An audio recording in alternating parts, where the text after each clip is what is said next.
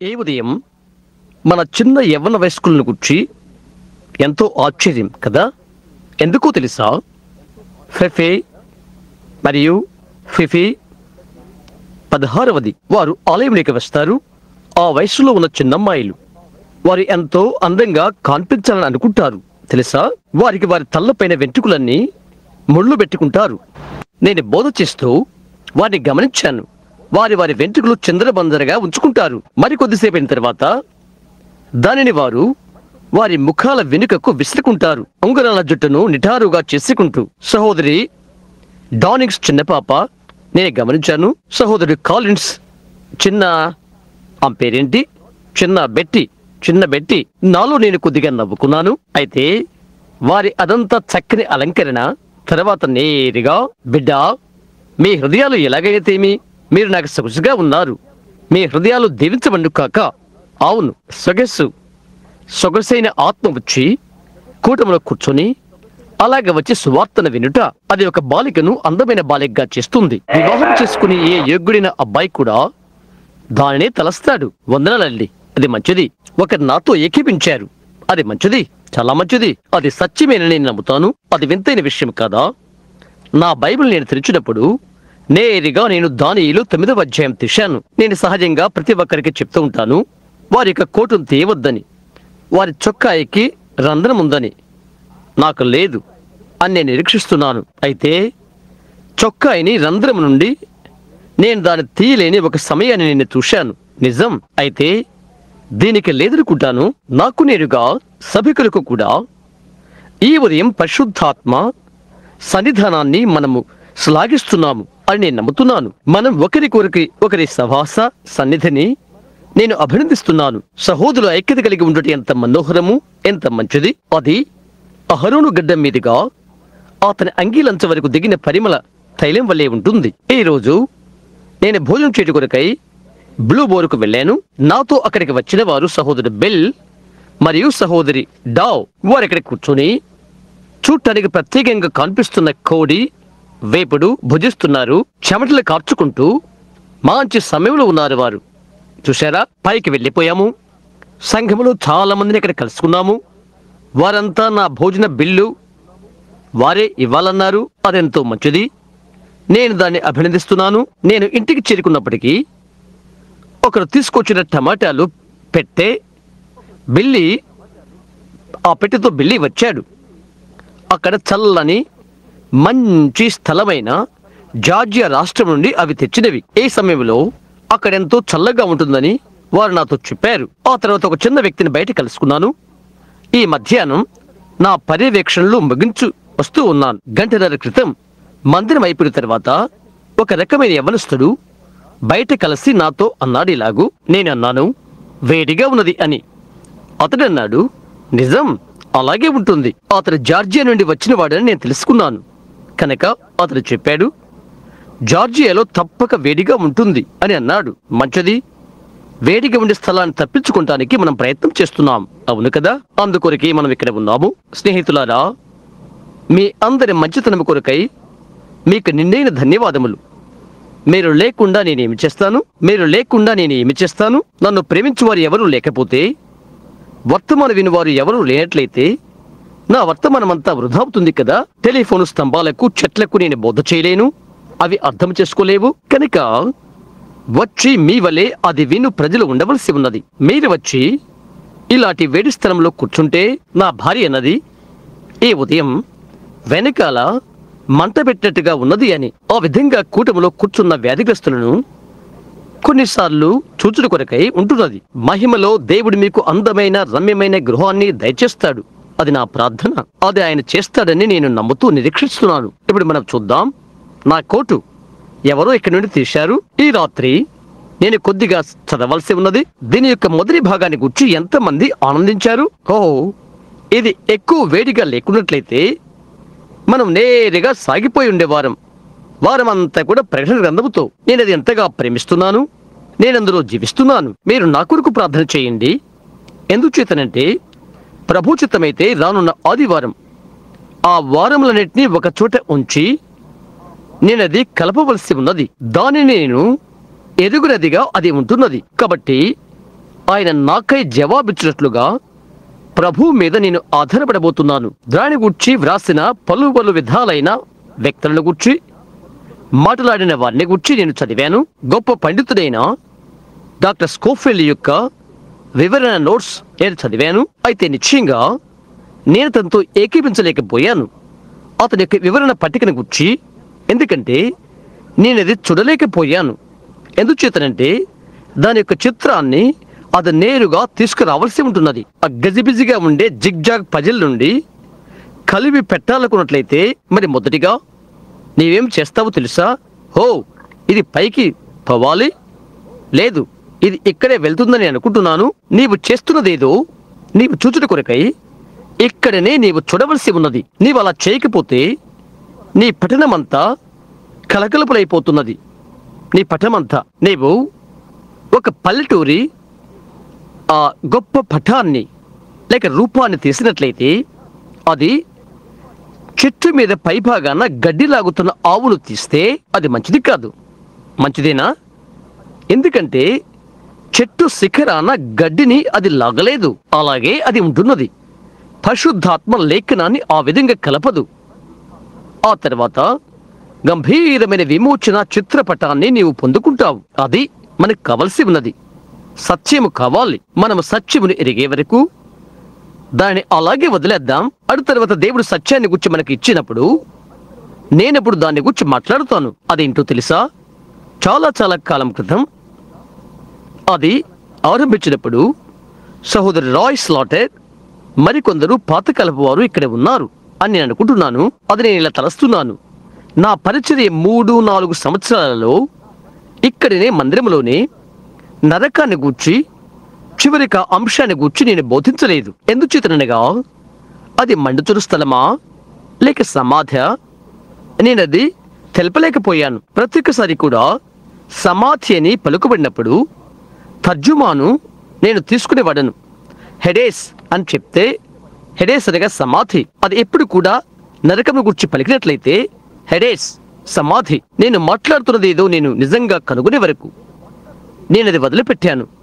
తరువాత నరకం గురించి నేను బోధ చేశాను. కనుక నేను సంపూర్ణ చిత్రపటాన్ని తెలుసుకుని అది ఎక్కడ ఉన్నదో చూచిన తర్వాత అప్పుడే నేను మాట్లాడువాడను. ఎందుచేతనగా ఆ సభకు దైవ సేవకుడు ఏమి చెప్తాడో అతడు దేవునికి లెక్క అప్పజెప్పవలసిన వాడై ఉంటాడని నేను భావిస్తున్నాను. కనుక నేను వారి తప్పిద స్థలాల్లోకి నడిపించినట్లయితే అది నిలబడని స్థానం ఒకటి రానయ్యున్నది. గమనిస్తున్నారా? కొంచెం కాలము క్రితము ప్రభువు నాకు ఇచ్చిన దర్శనములో ఆ లక్షల మంది ఆ ఒక్కడు నాతో మాట్లాడుతూ నాతో ఇలా అన్నాడు, మొట్టమొదట నీవు తీర్పు తీర్చబడతావంటే నీవు ప్రకటించిన సువార్త ద్వారా తీర్పు తీర్చబడతావు. నేను చెప్పాను, పౌలు ఏది బోధించాడో అదే నేను బోధించాను.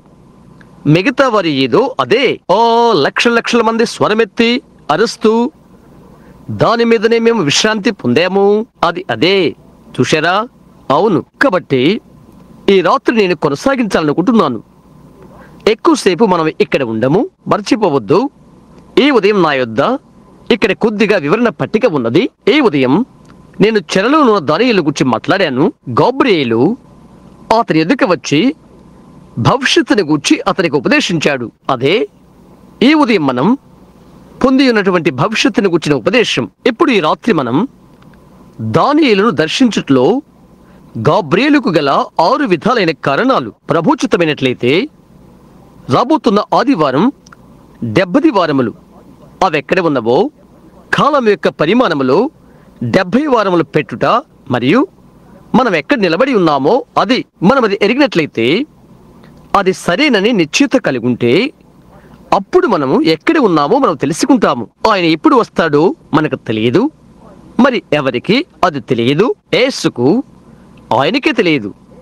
ఆయనకు తెలియదని ఆయన చెప్పాడు. తండ్రి మాత్రమే అది ఎరిగి ఉన్నాడని ఆయన చెప్పాడు. దూతలకు కూడా అది తెలియదు. ఆయన ఎప్పుడు వస్తాడో ఎవరికీ తెలియదు. అయితే మనము జీవిస్తున్న సమయాన్ని ఘడియను మనం చెప్పగలం. మనం ఎంత సమీపంగా ఉన్నామో ఎరిగిన వారమై కొంచెం ఇక్కడ మడత పెడదాం. ఎందుకంటే పిల్లలు టేపులు చేస్తున్నారు. గదులు యంత్రాలు తిరుగుతున్నవి మరియు టేపులు అన్ని చోట్లకు పంపుతారు. ఇప్పుడు ఈ ఉదయవేళ పాఠం 4-5 అధ్యాయాలు మనం పునరావృతం చేసిన తర్వాత తదుపరి దానియేలు 9వ అధ్యాయంతో ప్రారంభం. ఇప్పుడు ఈ రాత్రి మనము 9వ అధ్యాయం పైనే కొనసాగిద్దాం. దానిని మనం సమీపించక ముందు ఒక క్షణం మనం తల్ల వంచుకొని వాక్యం యొక్క గ్రంథకర్తతో మాట్లాడుదాం. కృపగలిగిన మా దేవా, మా హృదయవాంఛ ఏదో మీరు ఎరిగి ఉన్నారని మేము నిశ్చయము కలిగి ఉన్నాము. ఎందుకొరకు మేము ఇక్కడ ఉన్నామో నీకు తెలియను.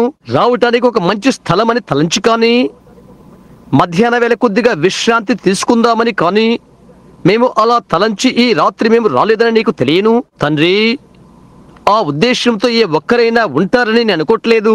స్తబ్దత, విధేయతతో, యథార్థతతో యెహోవా ఇలాగూ సెలవిచ్చుచున్నాడని తెలుసుకుంటానికై ఈ రాత్రి మేము ఇక్కడ ఉన్నామని నేను నమ్ముతున్నాను. ప్రభువా, మేము నిన్ను ప్రేమిస్తున్నాము, నీ వాక్యమును ప్రేమిస్తున్నాము. నీవు మాకు అనుగ్రహించిన ఈ స్థలము కేవలం మా తలలపైన కాంక్రీట్ రాళ్ల ముద్దలపై కుప్పగా ఉన్నది. ఆ స్థలము కొరకై నీకు ధన్యవాదాలు చెల్లించుకుంటున్నాము. ఎందుకంటే ఎక్కడైతే ఆ విధంగా పైకప్పు కలిగి ఉంటామో అట్టి ఆకాశాల ఆవల ఒక గృహము ఉన్నదని మేము నమ్ముతున్నాము. మా యొక్క పూర్వీకులకు ఇలాంటి తరుణము కూడా లేకపోయినని మేము తలంచుచున్నాము. ప్రభువా, సనుగులు లేక సిగ్గుతో అది మా తలలో దించుచున్నది తండ్రి. ఇప్పుడు ఈ రాత్రి మా కొరకు లేఖనము నీవే తెరవమని మేము ప్రార్థిస్తున్నాము. ఈ రాత్రి మేము ఈ రహదారిన వెళుతూ ఉండగా వచ్చి మా ఒక్కొక్కరి ప్రక్క నడవండి. యెరూషలేము నుండి ఎమ్మాయి మార్గన వెళుతున్న వారితో నీవు మాట్లాడిన రీతిగా మాతో మాట్లాడండి. ఆయన వాక్యము ద్వారా మాట్లాడుతుండగా మనలో మన హృదయం మండలేదా అని చెప్పినట్లుగా మేము కూట ముగించుకొని మా యొక్క పలు గృహాలకు వెళ్తూ ఉన్నప్పుడు అలాగ మేము చెప్పుదుము కాక. పట్టణమును ఆశీర్వదించండి ప్రభువా, నా చిన్న కృషిని ఆశీర్వదించండి. ఏది సత్యమో అందుకు నా నోరు తెరవండి, ఏది తప్పో అందుకు నా నోరును మూయండి. నీకు నీవే మహిమ తెచ్చుకో, నీ ప్రజలలో మహిమ తెచ్చుకో. మేము జీవిస్తున్న కాలాన్ని వారు చుచ్చులాగున సమీపంగా ఉన్న ప్రభుని యేసు రాకడ చుచుడు కొరకై అది ఆయన నామమైన యేసుక్రీస్తు నామమున అడుగుచున్నాము. ఆమేన్. కొద్ది నిమిషాలు మన లేఖనాలు తిరిగి మడత విప్పుదాము. దానియేలు చెరలో 68 సంవత్సరాల సుదీర్ఘ కాలంలో ఉన్నట్లు మనం చూశాము. అది ఆలోచించే మీరు మీ కాగితాలు పెన్సిళ్ళు ఈ ఉదయం తీసుకురానివి బహుశా ఈ రాత్రి తీసుకురావచ్చు. క్రీస్తుకు పూర్వము 606 నుండి 538 వరకు, 606 నుండి 538 తీసుకోండి. దానియేలు చెరలో 68 సంవత్సరాలు ఉన్నట్లు మీరు చూడగలుగుతారు. వెళ్ళటానికి ఏ మందిరము లేదు, వినటానికి ఏ ప్రసంగము లేదు, ఏమీ లేదు. అయితే అతనికి కొన్ని పుస్తక చుట్టలు ఉన్నవి. తనకంటే ముందుగా ప్రవచించిన ప్రవక్తకు ఇర్మియా వ్రాసిన పుస్తకపు చుట్టలు అవి. లేఖనాలు చదువుతూ ఉన్నప్పుడు 70 సంవత్సరాల కాలము గతించుట అతను చూశాడు. ఇర్మియా పలికిన ప్రతి ఒక్క మాటను దానియేలు విధేయతతో నమ్మాడు. ఈ రాత్రి నా తరగతికి ఇది నేను చెప్తున్నాను. మనం మన ప్రవక్తలను నమ్ముతున్నామా? అవునండి. ప్రభు వాక్యం ప్రవక్తల ఎదుకు వచ్చెను. వారు యెహోవా ఇలాగూ సెలవిచ్చుచున్నాడు అటు దాన్ని కలిగి ఉండేది. ఒక నిజమైన ప్రవక్త మరొక ప్రవక్త యొక్క మాటను ఎన్నడూ దాటిపోడు. అది చెప్పని దానిని మరొకటిగా అది చెప్పడు. నిజమైన ప్రవక్త ఏమి చెప్పి ఉన్నాడో ఖచ్చితంగా అదే చెప్తాడు. అతడు అదే వారిని ప్రవక్తలుగా చేస్తున్నది. ఆ తర్వాత వారిది పొందుకున్న తర్వాత రాబోతున్న దానిని వారు ముందుగా తెలియచేస్తారు. ఇది ఎరిగిన వారై వారది తప్పుగా చెప్పకున్నట్లు, అది ఒకరిని తప్పు త్రోవను నడిపించకున్నట్లు వారి హృదయంలో భయం కలిగి ఉంటారు. వారు అది మనమెన్నడూ చేయకూడదు. యెహోవా ఇలాగూ సెలవిచ్చుచున్నాడు అని మనము చెప్పకముందు మనం ప్రభు వాక్యము కలిగి ఉన్నామని సంపూర్ణంగా నిశ్చయంగా దాన్ని కలిగి ఉండవలసి ఉన్నది. గమనిస్తున్నారా? అది ఖచ్చితంగా సంపూర్ణంగా నేరుగా దేవుని సింహాసనం ఎదురు నుండి వచ్చిన వర్తమానం కావలసి ఉన్నది. లేదా మనం అది చెప్పకూడదు. అతను లేఖనాలు చదువుతున్నప్పుడు 70 సంవత్సరాలు సంపూర్తి ఎగుతున్నవని గ్రహించాడు. కనుక 68 సంవత్సరాలు అక్కడ ఉండినవాడై దేవుడు తన ప్రజలను వారి స్వదేశానికి తిరిగి రప్పించుటకు ఇక భవిష్యత్తులో 2 సంవత్సరాలు ఉండవని తెలుసుకున్నాడు. ప్రార్థనలో ఉండగా బలిష్ఠుడైన దేవదూత పరలోకముడి దిగి వచ్చినట్లుగా మనం చూశాము. ఎవరైనా అతని పేరు చెప్పగలరా? గబ్రియేలు. అతడు యూదుల సంఘానికి దేవదూత. ఎంతమందికి అది తెలుసు? ప్రతి చోట అతడి గబ్రియేలు. గాబ్రియేలు యూదుల సంఘానికి వర్తమానికుడు. మరియ యొద్దకు వచ్చాడు, జకరియా యొద్దకు వచ్చాడు. ఎప్పుడు కూడా అలాగే అతడు గబ్రియేలు. అతడు పరలోకమందున గొప్ప దేవదూతల్లో ఒకడు. మన సహోదరుడైన దానియేలు యొద్దకు దేవుని యొద్ద నుండి ఆశ్చర్యకరమైన అలాంటి శుభవచనము తీసుకుని రాలేదా? దానియేలు, నీవు బహుప్రియుడవు. దేవుడు నిన్ను ప్రేమిస్తున్నాడని తలంచడానికి అది నీకు ఆనందాన్ని కలిగించట్లేదా? నేను ఎక్కువగా ప్రేమించబడినట్లయితే అక్కడ నేను కొంచెం ప్రేమించబడుచున్నానని నేను తెలుసుకుంటానికి ఇష్టపడుతున్నాను. మరి నీవు? నిజం. ఒక్కొక్కసారి ఆయనే నన్ను గూర్చి ఆలోచించను. ఆయన నన్ను గూర్చి జాగ్రత్త తీసుకుంటానని ఆలోచించుట నేను కేక వేయాలనిపిస్తున్నది. ఆయన మనల్ని గూర్చి చింతిస్తున్నాడని నిశ్చిత మనము కలిగి ఉన్నాము. ఎందుకనగా మనమింకను పాపులమై ఉండగానే క్రీస్తు మన నిమిత్తం చనిపోయేను.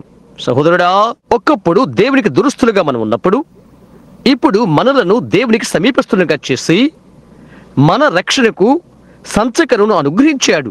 అది పరిశుద్ధాత్మ. అక్కడ ఉన్న విశ్వాసముతో లోకమందున్న వాటికంటే అది మనలను పైకెత్తుతుంది. దాని పైభాగాన మనము స్వారీ చేస్తున్నాము. అదెంతో మహిమకరమైన విషయం. అవును కదా? మంచిది. ప్రార్థనలో ఉండగా గాబ్రియేలు వచ్చి వారు స్వదేశానికి తిరిగి వెళ్ళటానికి ఇక 2 సంవత్సరాలు ఉండటం మాత్రమే కాదు, కానీ ఆ జాతి యొక్క సమస్త అంతాన్ని గురించి కూడా అతనికి చెప్పాడు. ఆలోచించు, సంపూర్తి ముగింపు. భూమిపైన ప్రతి యాత్రను అది గాబ్రియేలు దానియేలుకు వివరించాడు. ఈ గొప్ప విషయాన్ని దానియేలుకు చెప్పుటకు అతడు పంపించబడ్డాడని చెప్పాడు. ఆ ప్రవక్త ఎంతగా పులకితుడై ఉండునో గదగా. నీ ప్రజలకు ముగింపునకు 70 వారములు విధింపబడినని అతడు చెప్పాడు. అది అంత్యకాలము కనుక అదంతా అయిపోయినది. ముగింపు 70 వారములు అని అతడు చెప్పాడు. వారిలో కొందరు దానికి కొన్ని నెలలని, కొద్ది దినాలని, మరికొందరు అది నిజంగా వారాలైనట్లయితే అది సుమారు 2.5 సంవత్సరం అవుతున్నది, లేదా 1 దాని యొక్క 1/2 సంవత్సరం అవుతున్నది. గమనిస్తున్నారా? అక్కడే సత్యమైనది మనము కనుగొనవలసి ఉన్నది. నీ జనమునకు 70 వారములు విధింపబడెను. ఏ కారణము కొరకు? ఎందుకు? ఏ ప్రజలకు అది విధింపబడెను? దానియేలు ప్రజలకు, యూదులకు. దేని కొరకు అది విధింపబడెను? దానియేలు మీదనే కాదు, కానీ దానియేలు యొక్క పరిశుద్ధ పట్టణం మీద. గమనిస్తున్నారా? దానియేలు యొక్క పరిశుద్ధ పట్టణం మీద. తరగతి ఇప్పుడు దానియేలు పరిశుద్ధ పట్టణం ఏమై ఉంటున్నది? యెరూషలేము. మనం అది తీసుకోబోతున్నాము. బహుశా ఈ రాత్రికి పొందుకుంటాము. యెరూషలేము ఎక్కడ ఉన్నది? యెరూషలేమును ఎవరు కనుగొన్నారు? దాన్ని గురించి ఎప్పుడైనా ఆలోచన చేసేవా? యెరూషలేము యొక్క వ్యవస్థాపకుడు ఎవరు? అదెప్పుడు స్థాపనమైనది? మరికొద్దిసేపట్లో అది పొందుకోబోతున్నాము. యెరూషలేమును ఎవరు కనుగొన్నారు? అబ్బాయ్, అది మూలన ఉండిపోయిన ఒక చిన్న విషయం. అయితే అది తప్పక దాన్ని చెప్తుంది. అవునండి, యెరూషలేమును ఎవరు కనుగొన్నారు? అది ఎప్పుడు కనుగొనబడినది? మంచిది. అది దానియేలు యొక్క పరిశుద్ధ పట్టణము. మనం ఈ విధంగా అర్థం చేసుకోగలము. ఆ పట్టణము 2000 సంవత్సరాల నుండి శాపగ్రస్తముగా ఉన్నది. తిరిగి అది కట్టబడుతున్నది. తిరిగి పునఃస్థాపన అవుతున్నది. ఆరంభంలో ఇలాగో అలాగే ఆలయ ఆరాధన స్థాపన అవుతున్నది. అవును, యెరూషలేము అలా అవుతున్నది. ఆరంభంలో ఇలా ఉన్నదో అలాగునే తిరిగి అనుదిన బలి అర్పణలు ఉంటవి. అందును గురించి మరెక్కువగా ఈ రాత్రి తెలుసుకోబోతున్నాము అని నేను ఆలోచన చేస్తున్నాను. స్నేహితులారా, మీరు దీన్ని తెలుసుకోవాలని ఆశపడుతున్నాను. ఈ విషయాలు మనము తాకుతూ ఉన్నప్పుడు నేను నిజంగా వారములు బోధను నేను విడిచిపెడుతున్నాను. అయితే ఓ విధంగా దాన్ని సంధిస్తున్నాను. ఎందుకంటే వాతావరణం చల్లబడిన తర్వాత, లేక కొద్ది కాలం అయిన తర్వాత మనము 7 ముద్రలు, 7 పాత్రలు, 7 బోర్లు మొదలవి తీసుకున్నప్పుడు నేను దాన్ని తిరిగి వివరణ ఇచ్చుచు దానియేలు 70 వారం మీకు జ్ఞాపకమున్నదా అని అడుగుతాను. సంఘకాలము మీకు జ్ఞాపకమున్నదా? అది పైకి వెళ్ళినప్పుడు ఏమి జరిగినది అని అడుగుతాను. ఈ దానియేలు 70 వారములు సంఘం వెళ్ళిపోయినది మొదలు సంఘం తిరిగి వచ్చే వరకు కలుపుతున్నది. ఆ స్థలాన్ని అది కలుపుతున్నది. దానియేలు 70 వారాలు అంతా కాదు, కొంత భాగాన్ని 70 వారములు విధింపబడెను. ఇప్పుడు అతను దర్శించడంలో 6 విధాలైన కారణాలు ఉన్నవి. ఏమి జరగబోతున్నదో అతనికి చెప్పిన వాటిలో అతని యొక్క రాక ఉద్దేశ్యము 6 విధాల కారణాలు ఉన్నవి. ఈ రాత్రిలో ఈ ఉదయం మనం ఎక్కడున్నామో ఆ లేఖనాలను ఇక్కడ మనం వెడుచుచున్నాము. ఇక్కడే మనం ఉన్నాము. 6 విధాలైన కారణాలు ఉన్నవని మనం చూశాము. 1 4వ అధ్యాయం 4వ వచనం, 24వ వచనము దానియేలు 9వ అధ్యాయం. నీ జనమునకును 70 వారములు విధింపబడెను. గుర్తుంచుకోండి, అది ఈ భూమిపైన అందరి ఇశ్రాయేలు యొక్క యాత్ర అయి ఉంటున్నది. అది వారికి విధింపబడెను. 70 వారములు విధింపబడెను. అదంతా యూదులకు పంచివ్వబడినది. నీ జనమునకును పరిశుద్ధ పట్టణమునకును. కాబట్టి ఈ 70 వారములు ఇది పోగొట్టుకోవద్దు. ఆ సమయం మొదలుకొని యూదుల అంతం వరకు, ఇంకా యెరూషలేము అంతం వరకు, క్రొత్త పట్టణము కట్టబడి వరకు అది తెలియబడుతున్నది. ఎంతో లోతుగాను ఎంతో మంచిగాను ఈ రాత్రిలో అందులోకి మనం వెళ్దాం. అది నా యొక్క నిరీక్షణ. నీ జనములకు పరిశుద్ధ పట్టణములకు విధింపబడెను. దేని కొరకు? తిరుగుబాటును మాన్పుటకును. ఇప్పుడు అతనికి ఏమి చెప్పాడు? అది ఎంతకాలం పడుతుందా అని అతను ప్రయత్నం చేశాడు. మనం అంత్యకాలంలో ఉన్నామని నాకు తెలుసు. మనం ఇప్పుడున్న రీతిగా ఈ రాత్రిలో ఈ తరగతిలో ఉన్నవారు మనం అంత్యకాలంలో ఉన్నామని ఎంతమంది నమ్ముతున్నారు? అలాగైతే ఆమేన్ చెప్పండి. వందనాలు. మనం అంతమన ఉన్నాము. దేవుని ద్వారా అది ఎంతకాలము అది ఉంటుందా అని మనం ప్రయత్నిస్తున్నాము. మనం ఏ దినాన ఉంటున్నామో ఆ కారణము చేతనే మనం వెనుకకు వెళ్ళిపోయి ఈ ప్రవక్తలను మొదలైన వారిని తీసుకుంటున్నాము. మనం ఎక్కడ ఉన్నామో తెలుసుకోవడానికి ప్రయత్నం చేస్తున్నాము. అదే దానియేలు చేసినది. దేవుని వైపు అతడు తన ముఖమును ఉంచాడు. ఎంతమంది మీరు దానియేలు 9 ఈ దినం మీరు చదివారు? మీ చేయి పైకెత్తండి. మంచిది. అతని యొక్క ప్రార్థనను మీరు చూడండి. అతడు తన నిమిత్తము, తన ప్రజల నిమిత్తము ఏ విధముగా ఒప్పుకున్నాడో, వారెప్పుడు తిరిగి వెళ్తారో ఆ నిశ్చయతను అతడు తెలుసుకోవాలనుకున్నాడు. ఎందుచేతనంటే ప్రజలు తిరిగి వెళ్ళటకు సంసిద్ధపడాలని అతడు ఆశించాడు. నేనిప్పుడు చేస్తుంది ఏమనగా, మనం ఎప్పుడు వెళ్తాం? ఇంకా ప్రజలు పైకి వెళ్ళుటకై సంసిద్ధపరుస్తాం. సంసిద్ధపడిన వారిని సంసిద్ధత చేద్దాం. ప్రార్థన ద్వారా, విజ్ఞాపనల ద్వారా, ప్రభువా మేము ఏ గడియలో జీవిస్తున్నాము అని తెలుసుకుంటానికై మన ముఖములు దేవుని వైపు ఉంచి ఉన్నాము. ఈ రకరకాలైన సంఘటనలు జరుగుట మనం చూస్తున్నాము. ప్రపంచం గందరగోళం ఉండటం మనం చూస్తున్నాము. కాలం సమీపై ఉండటం మనం చూస్తున్నాము. దేవుడు చెప్పిన ప్రతిదీ కూడా గోడ మీద చివరతగా ఉండి ఉన్నది. ఇప్పుడే మరి యొక్క యుద్ధం వచ్చినట్లుగా మన యొక్క ప్రశ్న మాట్లాడటం మనం వింటున్నాము. ముందు జరగబోతున్న వాటిని మనం వింటున్నాము. యుద్ధం జరిగిన కొన్ని గంటల్లోనే దేశాలు అగ్ని గంధకములు బూడిదగాక మరొకటి కాబోదని ముందు ప్రకటన చేయబట్ట మనం వింటున్నాము. మనకది సంభవించిన మనకు తెలుసు. కనుక అది జరగక ముందు సంఘం వెళ్ళిపోవలసి ఉన్నది. కనుక ప్రభువా మేము ఎక్కడ ఉన్నాము? ఆ కారణము చేతని ఆయన మనకు తెలియచేసుకుంటాడని మనం నమ్ముతున్నాం. తెలుసుకుంటానికై మనము సంసిద్ధమవుదాము. ఇప్పుడు మొదటిగా చూద్దాం. తిరుగుబాటును మాన్పుటకును, పాపమును నివారణ చేయుటకును, దోషము నిమిత్తం ప్రాయశ్చిత్తము చేయుటకును, యుగాంతం వరకు ఉన్నటి నీతిని బయలుపరచుటకును, దర్శనమును ప్రవచనమును ముద్రించుటకును, అతి పరిశుద్ధ స్థలమును అభిషేకించుటకును, నీ జనమునకును పరిశుద్ధ పట్టణమునకును 70 వారములు విధింపబడెను. అదే గాబ్రియేలు దర్శించుట్లో గల 6 విధములైన కారణాలు. ఇప్పుడు మనము మొదటి సంఖ్యతో ప్రారంభిద్దాం. మీరు దీన్ని గుర్తుంచుకోవాలనుకున్నట్లయితే పెన్సిల్ ఉన్నవారు సంఖ్య 1 తిరుగుబాటును మాన్పుటకును. అది మొదటి విషయం. ఇశ్రాయేలు యొక్క తిరుగుబాటు మాన్పుటకును. దేవునికి వ్యతిరేక్తముగా ఎవరైతే తిరుగుబాటు చేశారో అట్టి యాకోబు యొక్క భక్తిహీనత నుండి మరల్చుటకు. ఇప్పుడు ఇది తెలుసుకుంటానికై రోమా పత్రిక తిప్పుదాం. రోమా పత్రిక 11వ అధ్యాయము 21వ వచనము ఆరంభము. మనం ఇప్పుడు దేని యుద్ధకు వెళ్తున్నాము? తిరుగుబాటు మాన్పుటకు. రోమా 11:21. మంచిది.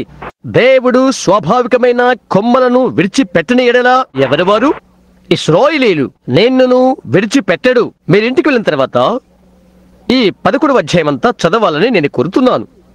నేను ఇదే చదువుతున్నాను.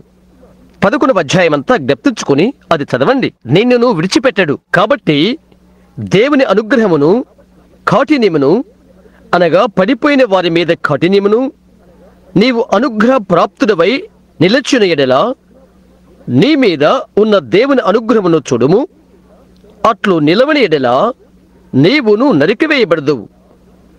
వారును తమ అవిశ్వాసంలో నిలవకపోయిన ఎడల అంటుకట్టబడుదురు. దేవుడు వారిని మరలా అంటుకొనుటకు శక్తి గలవాడు.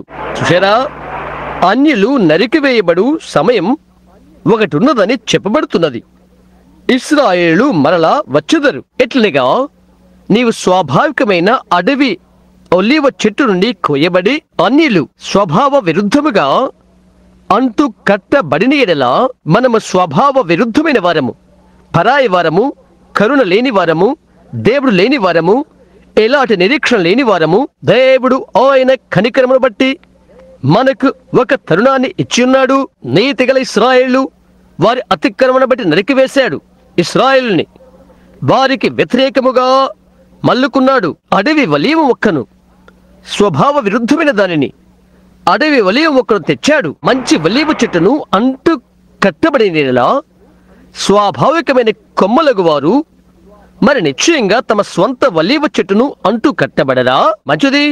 ఇంకా చదువుదాం. సహోదరులారా, మీ దృష్టికి మీరే బుద్ధిమంతులని అనుకొనుకున్నట్లు ఈ మర్మము మీరు తెలుసుకొని కోరుచున్నాను. అన్యజనుల ప్రవేశము సంపూర్ణమగు వరకు ఇశ్రాయేలుకు కఠిన మనసు కొంత మట్టుకు కలిగెను. అన్యజనులను దేవుడు ముగించు వరకు ఇశ్రాయేలు గుడితనములో ఉండును. ఇశ్రాయేలు గుడితనముతో ఉండును. దేవునికి వ్యతిరేకముగా తిరుగుబాటు చేయుటకై వారు వెళ్లి పాపము చేశారు. ఎందుకంటే మనము అంటుకట్టబడు కొరకై దేవుడు వారి కనులకు అంధత్వము కలుగు చేశాడు. మీరు అర్థం చేసుకున్నారా? ఇప్పుడు 20వ వచనం, ఇశ్రాయేలు జనులందరూ రక్షింపబడుదురు. నిన్ను బట్టి నన్ను బట్టి ఉద్దేశపూర్వకంగా దేవుడు వారిని గుడ్డివారిగా చేశాడు. వారు చూడలేరు. ఎందుచేతనంటే దేవుడే వారిని గుడ్డివారిగా చేశాడు కనుక. ఇశ్రాయేలు అందరూ, నిజమైన ఇశ్రాయేలు రక్షించబడుదురు. దేవదూత ఏమని చెప్పాడు? ఇశ్రాయేలు తిరుగుబాటు మాన్పుటకును, ఇశ్రాయేలు యొక్క తిరుగుబాటు మాన్పునటువంటి ఒక సమయం రాబోతుందని నీకు తెలియచేటుకు నేను వచ్చాను. దేవుడు ఆ అడవి ఒలీవ కొమ్మను నరికివేసి తిరిగి నిజమైన దానికి కడతాడు. కొన్ని పర్యాయాలు నా గుండె గంతులు వేస్తున్నది. దూరానున్న ఆ దరిద్రులై దిక్కుమాలేవారై ఎక్కడికి వెళ్ళుచున్నారు ఎరిగని వారిని చుచ్చి దేవుని ఆయన కరుణను ఆలోచించగా నేను రక్షించబడినట్లుగా అది చేసినది. చూడగా నా గుండె కొట్టుకుంటుంది. వారి సొంత మెస్సయాను చూడకుండా కండ్లు మూయబడెను. ఆయన గుచ్చి వినకుండా వారి చెవులు మూయబడెను. ఆయన అద్భుతములు నేరుగా కనిపించెను. ఆయన చేసినవి, ఆయన అద్భుతాలు నేరుగా కనిపించినవి. మత్తయి 12వ అధ్యాయం, లేదు 8, 12 అధ్యాయాలు అనుకుంటాను. ఇలా చెప్పబడుతున్నది, యేసు అనేక అద్భుతములు చేశాను, ఆయనను వారు నమ్మలేకపోయిరి. ఎందుకనగా దేవుడు ఇలాగ చెప్పాడు, వారు చూచుడు మట్టుకు చూతురు గాని కననే కనరు, వినుట మట్టుకు విందురు గాని గ్రహింపరు. ఈ ప్రజలు అనగా వారు కన్నులారా చూచి చెవులారా విని స్వస్థత పొందకున్నట్లు అని అతడు చెప్పాడు. అయితే తన సొంత బిడ్డల కన్నులకు ఆయన తెరదింపాడు. మనము చూచుటకు తరుణము దొరుకునట్లుగా అలా చేశాడు. తన సొంత బిడ్డలను బల యుద్ధ నుండి బయటికి పంపాడు. బలహీనత గల ఆత్మ వైపునకు వారిని మళ్లింపచేశాడు.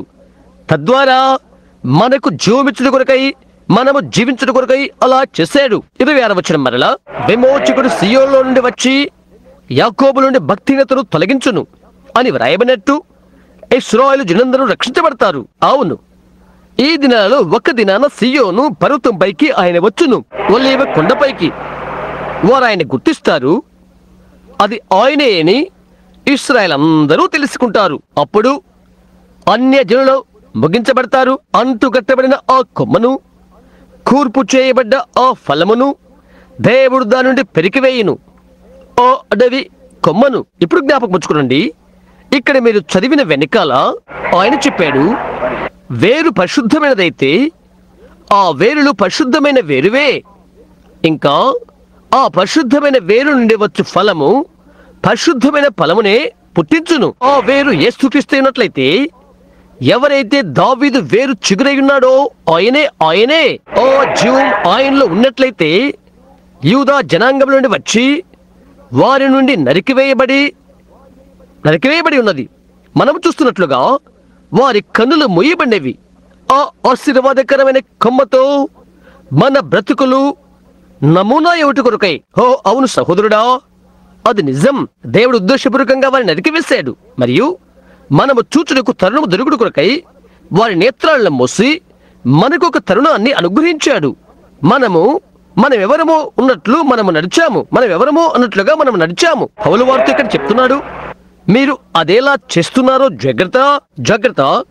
దేవుడు స్వాభావికమైన కొమ్మలను విడిచి పెట్టని ఎడల అడవి ఒడివ కొమ్మలైన నీ మీద ఆయన ఎలా కనికరము చూపును? కాబట్టి మనం తిరిగిపోయి నేను ప్రెస్బిటేరియన్ను, నేను మెథడిస్టును, నేను బాప్టిస్టును, నేను పెంతెకోస్తును అని చెప్తే దేవుని దగ్గర అదేం పనిచేయదు సుమా. దేవుని నుండి వచ్చే పరిశుద్ధాత్మలో నీవు తిరిగి జన్మించవలసి ఉన్నది. జ్ఞాపకముంచుకో, ఆయన అన్ని జనుల గురించి మాట్లాడలేదు. ఇక్కడ నేను విసిరివేస్తున్నాను. ఎక్కడ అన్ని జనులకు తరుణమున్నదో నీవు చూచుట కొరకై. అయితే ఆయన తిరుగుబాటును మానుపుటకును వచ్చాడు, దాని ముగింపు చేయుటకు. తిరిగి మనము దానియేలు యొద్దకు వెళ్ళినప్పుడు దానియేలులో మనం చూద్దాం. ఇక్కడ 24వ వచనం మంచిది. తిరుగుబాటును మాన్పుట. దేనిని మాన్పుటకు? ఇశ్రాయేలు యొక్క తిరుగుబాటును మాన్పుటకు. తిరుగుబాటునగా ఏంటి? ఒక దానికి వ్యతిరేక్తముగా చేయుట. నాకు తిరుగుబాటు చేయటనగా నా ఎడల ఒక తప్పు చేయుట, నీ ఎడల తిరుగుబాటు చేయటనగా నీ ఎడల ఒక తప్పు చేయుట. కాబట్టి ఇశ్రాయేలు దేవుని ఎడల తప్పు చేశారు. ఈ 70వ వారములో ఏమి జరగబోతున్నది? దేవుడు ఇశ్రాయేలు యొక్క తిరుగుబాటును ముగించబోతున్నాడు. తిరుగుబాటును మాన్పుట అది యాకోబుల నుండి భక్తిహీనతను తొలగించును. ఆ తర్వాత ఇశ్రాయేల్ అందరూ తిరిగి జన్మిస్తారు. అందరూ కూడా పరిశుద్ధాత్మను పొందుకుంటారు. ఎప్పుడు?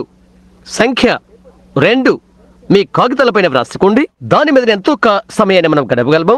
అయితే దాని మీద నేను బోధ చేయడానికి ఇష్టపడను. కేవలం మీతో అలా మాట్లాడుతాను.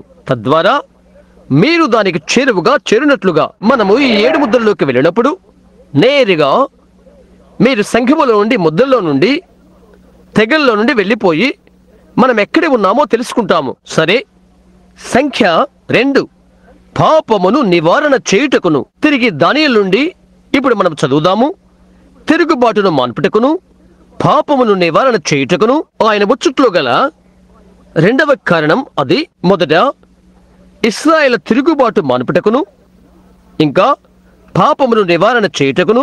ఎక్కడ ఇశ్రాయేలు పాపము చేశారు, ఎక్కడ వారు నేరమైన పాపమును చేశారు, ఎక్కడ వారు దేవునికి దూరమైపోయారు. ఇప్పుడు జాగ్రత్తగా వినండి. పరిశుద్ధ మత్తయి 24 మనము తీద్దాం. ఇక్కడనే ఇశ్రాయేలు బహు ఘోరమైన తప్పిదము చేశారు. ఇక్కడే ఆమె తన యొక్క ఆఖరి పాపము చేసి ఉన్నది. ఈనాడు ఆమె ఆ పరిస్థితిలో ఉండటానికి కారణం అదే. పరిశుద్ధ మత్తయి సువార్త 27వ అధ్యాయము 25వ వచనం, 21వ వచనం మనం ఆరంభిద్దాం. అధిపతి ఈ ఇద్దరిలో నేను ఎవరిని విడుదల చేయవలని మీరు కొరుచున్నారని వారిని అడగగా వారు బరబ్బనే అనేది. గుర్తుంచుకోండి, వారు ఇశ్రాయేలీయులు. బరబ్బనే అనేది. అందుకు పిలాతు అలాగైతే క్రీస్తనబడిన యేసును ఏమి చేతునని వారిని అడగగా వారి మాటలు వినండి. సిలువ వేయమని అందరూ చెప్పరి. గుర్తుంచుకోండి, వచ్చునని దానియేలు చెప్పిన మెస్సయ్య ఆయనే. ఈ ఉదయం ఈ పాఠంలో జ్ఞాపకం, ఆయన నిర్మూలము చేయబడతాడు. ఆయన కొరకు కాదు, ఆయన ఏమీ చేయలేదు. ఆయనను సిలువ వేయము. అధిపతి ఎందుకు? ఇతడు ఏ దుష్కార్యము చేసినని అడగగా వారు సిలువ వేయమని మరి ఎక్కువగా కేకలు వేసిరి. పిలాతు అల్లరి ఎక్కువ చూడదే కాని తన వల్ల ప్రయోజనమేమీ లేదని గ్రహించి నీళ్లు తీసుకొని జనసమూహము ఎదుట చేతులు కడుగుకొని, ఈ నీతిమంతుని రక్తమును గూర్చి నేను నిరపరాధిని, మీరే చూచుకోండి చెప్పాను. వినండి, ఇదిగో ఇక్కడే వారి యొక్క పొరపాటు, ఇదే వారి యొక్క పాపము. అందుకు ప్రజలందరూ వాని రక్తము మా మీదను మా పిల్లల మీదను ఉండును కాకనిరి. అక్కడే వారిది చేసినది. వారి కొరకు ఆయన పాప నివారణ చేస్తున్నాడు. వారిని క్షమించుగాక మరొకటి ఏది చేయగలడు? వారి కన్నులు ఆయన మూయవలసి ఉన్నదని ఎరిగిన వాడై, మనము లోపలికి వచ్చేదమని ఆయన ఎరిగి ఉన్నవాడై, అది తన సొంత బిడ్డలు తన రక్తము కొరకై కోరి కలిగినట్లుగా ఉన్నది. వారు గుడ్డివారయ్యారు. వారు గుడ్డివారై ఉన్నారని ఆయన ఎరిగి ఉన్నాడు. ఆ కారణం కొరకే వారి క్షమాపణకై ఆయన మొరపెట్టాడు. తండ్రి, వీరేమి చేయుచున్నారో వీరు ఎరుగున కనుక వీరిని క్షమించు. వారు గుడ్డివారు, మన కొరకై వారు గుడ్డివారుగా చేయబడ్డారు. వారి అవిశ్వాసములో వారిది చేశారు. అయితే ఆయన మరలా వారు చూచున్నప్పుడు ఆమేన్. పాపమునకు అంతము చేయుట. పాపమనగా ఏంటి? అవిశ్వాసము. ఆయన మెస్సయ్య అని వారు నమ్మలేదు. ఆయన మెస్సయ్యగా వారు చూడలేకపోయారు. అయినప్పటికీ మెస్సయ్య ఏ సూచన చేయనో ఆ ప్రతిదానిని ఆయన చేశాడు. అయితే వారిది చూడలేకపోయారు. వారు గుడ్డివారయ్యారు. కనుక దైవిక స్వస్థతను నేను నమ్మను. అది ప్రజలు చెప్పుట నీవు చూచినప్పుడు నేను చూడట్లేదు, ఈ పరిశుద్ధాత్మ బాప్తిసం నేను చుట్టలేదు అని ప్రజలు చెప్పుట నీ వింటుంటావు. వారి మీద కోప్పడవద్దు. వారి గుడ్డివారు. వారు చెప్తారు, ఆయన రాకడి యొక్క ఈ వర్తమానమును వారు చూడలేరు. ఈ పరిశుద్ధాత్మ బాప్తిసము నాకు కనబట్టలేదు. సర్ప సంతానము నాకు కనబట్టలేదు. వారికి కనబట్టలేదు. ఇదంతా కనబట్టలేదు. వారి గుడ్డివారు. అది వారికి తెలియదు. వారి కొరకై ప్రార్థన చేయి. మంచిది. వారి యొక్క అవిశ్వాసములో అయితే వారు ఆయన చూచినప్పుడు, ఆయన తిరిగి వచ్చినప్పుడు వారి అవిశ్వాసానికి అది అంతమైపోతున్నది. తిరిగి ఆదికాండం 8వ అధ్యాయం 45వ అధ్యాయం తీద్దాం. అది ఒక పోలిక ఉంటున్నది. ఇక్కడ కొద్దిగా ఆదికాండం 45వ అధ్యాయం రాసుకున్నాను. వివరణ పట్టి మీరు కొంత తీసుకునండి. ఓ, ఈ పురాతన మంచి సువార్తను నేను ప్రేమిస్తున్నాను. మంచిది. ఇప్పుడు మనం ఎక్కడ ఉన్నామో మనం ఎరుగుదాము. ఆ భవనంలో వెనకాల ఉన్నవారు వినగలుగుతున్నారా? మీరు వినగలిగినట్లయితే మీ చేయి పైకెత్తండి. ఇది నేను కొద్దిగా దగ్గరికి జరుపుకుంటాను. ఈ లేఖనంలో కొంత భాగాన్ని మనం చదువుకోబోతున్నాము. బైబిల్ లేని వారు మీరు వినాలని ఆశపడుతున్నాను. బైబిల్ కలిగిన వారు అది ఆదికాండములో మొదట 44వ అధ్యాయం 27వ వచనం నుండి ఆరంభించుకుందాము. అది యోసేపై ఉన్నాడు. యోసేపు క్రీస్తుకు పరిపూర్ణమైన పోలిక అని మనకు తెలుసు. ఎంతమందికి అది తెలుసు? తన అన్నల ద్వారా ద్వేషించబడ్డాడు. ఎందుకనగా ఆత్మ సంబంధి. దర్శనాలు చూశాడు, కలలకు భావం చెప్పాడు. తన సహోదరుల్లో అతడు ఒక ఆత్మ సంబంధి అయినవాడు. వారు అతన్ని ద్వేషించారు. అతని తండ్రి అతన్ని ప్రేమించాడు. అలాగే యేసు సంస్థాపక సంఘాల ద్వారా ద్వేషించబడ్డాడు. అయితే తండ్రి అయిన దేవుని ద్వారా ప్రేమించబడ్డాడు. ఎందుకని ఆయన వారు ద్వేషించారు? ఎందుకనగా ఆయన ఆత్మ సంబంధి కనుక. వారన్నారు ఆయన సోది చెప్పువాడని, ఒక దయ్యమని ఆయన పిలిచారు. యోసేపు అన్నలు అతన్ని గురించి ఏమన్నారో మీకు జ్ఞాపకమున్నదా? అదిగో కలలు కనువాడు వచ్చుచున్నాడు. చూశారా? అదే విషయం. యూదా ఏ విధముగా యేసును 30 వెండి నాణేలకు అమ్మియున్నాడో ఖచ్చితంగా అదే ధరకు వారు యోసేపును అమ్మారు. అతన్ని గుట్టలో నెట్టారు. ఒకటి అతన్ని చంపినది, అతడు చనిపోయాడని వారు వెళ్లిపోయి తండ్రికి చెప్పారు. అయితే అతడు గుట్టలోని తీయబడ్డాడు. క్రీస్తు గోతిలో వేయబడ్డాడు, తీయబడెను. అక్కడి నుండి అతడు లోకమందున్న ఉన్నతమైన స్థానానికి వెళ్ళాడు. ఆమేన్. యోసేపు ఫరో కుడి భాగమునకు తీసుకురాబడ్డాడు. యేసు దేవుని కుడిపార్శ్వమునకు కొనిపోబడ్డాడు. అతను హెచ్చించబడ్డ ముందు అతను శోధించబడ్డాడు. యేసు ఆయన హెచ్చింపబడక మునుపు ఆయన శోధించబడ్డాడు. గొప్ప సువార్తికుడైన బిల్లీ సండే అనుకుంటాను ఇలా చెప్పిన్నాడు. ఆ శిలువ రోజున లక్షల కొలది దేవదూతలు ప్రతి చెట్టు పైన కూర్చుని ఉండేది అని వారన్నారు. నీ చెయ్యి అలా వదులు చేసి మాకు చూపు, ఇక్కడే ఈ దృశ్యాన్ని మేము మార్చివేస్తాం అని వారన్నారు. అయితే ఆయనది చేయలేదు. కైఫా అన్నాడు, ఇతడు తనకు తాను రక్షించుకున్నాడు, ఇతరులను రక్షించలేడు. అతను ఒక నిర్వచనాన్ని పలుకుతున్నాడని అతనికి తెలియదు. అతనే రక్షించుకోలేకపోతే అతడు ఇతరులను రక్షించలేడు. కనుక ఇతరులను రక్షించుకొనకై ఆయన తనకు తాను అర్పించుకున్నాడు. చూశారా?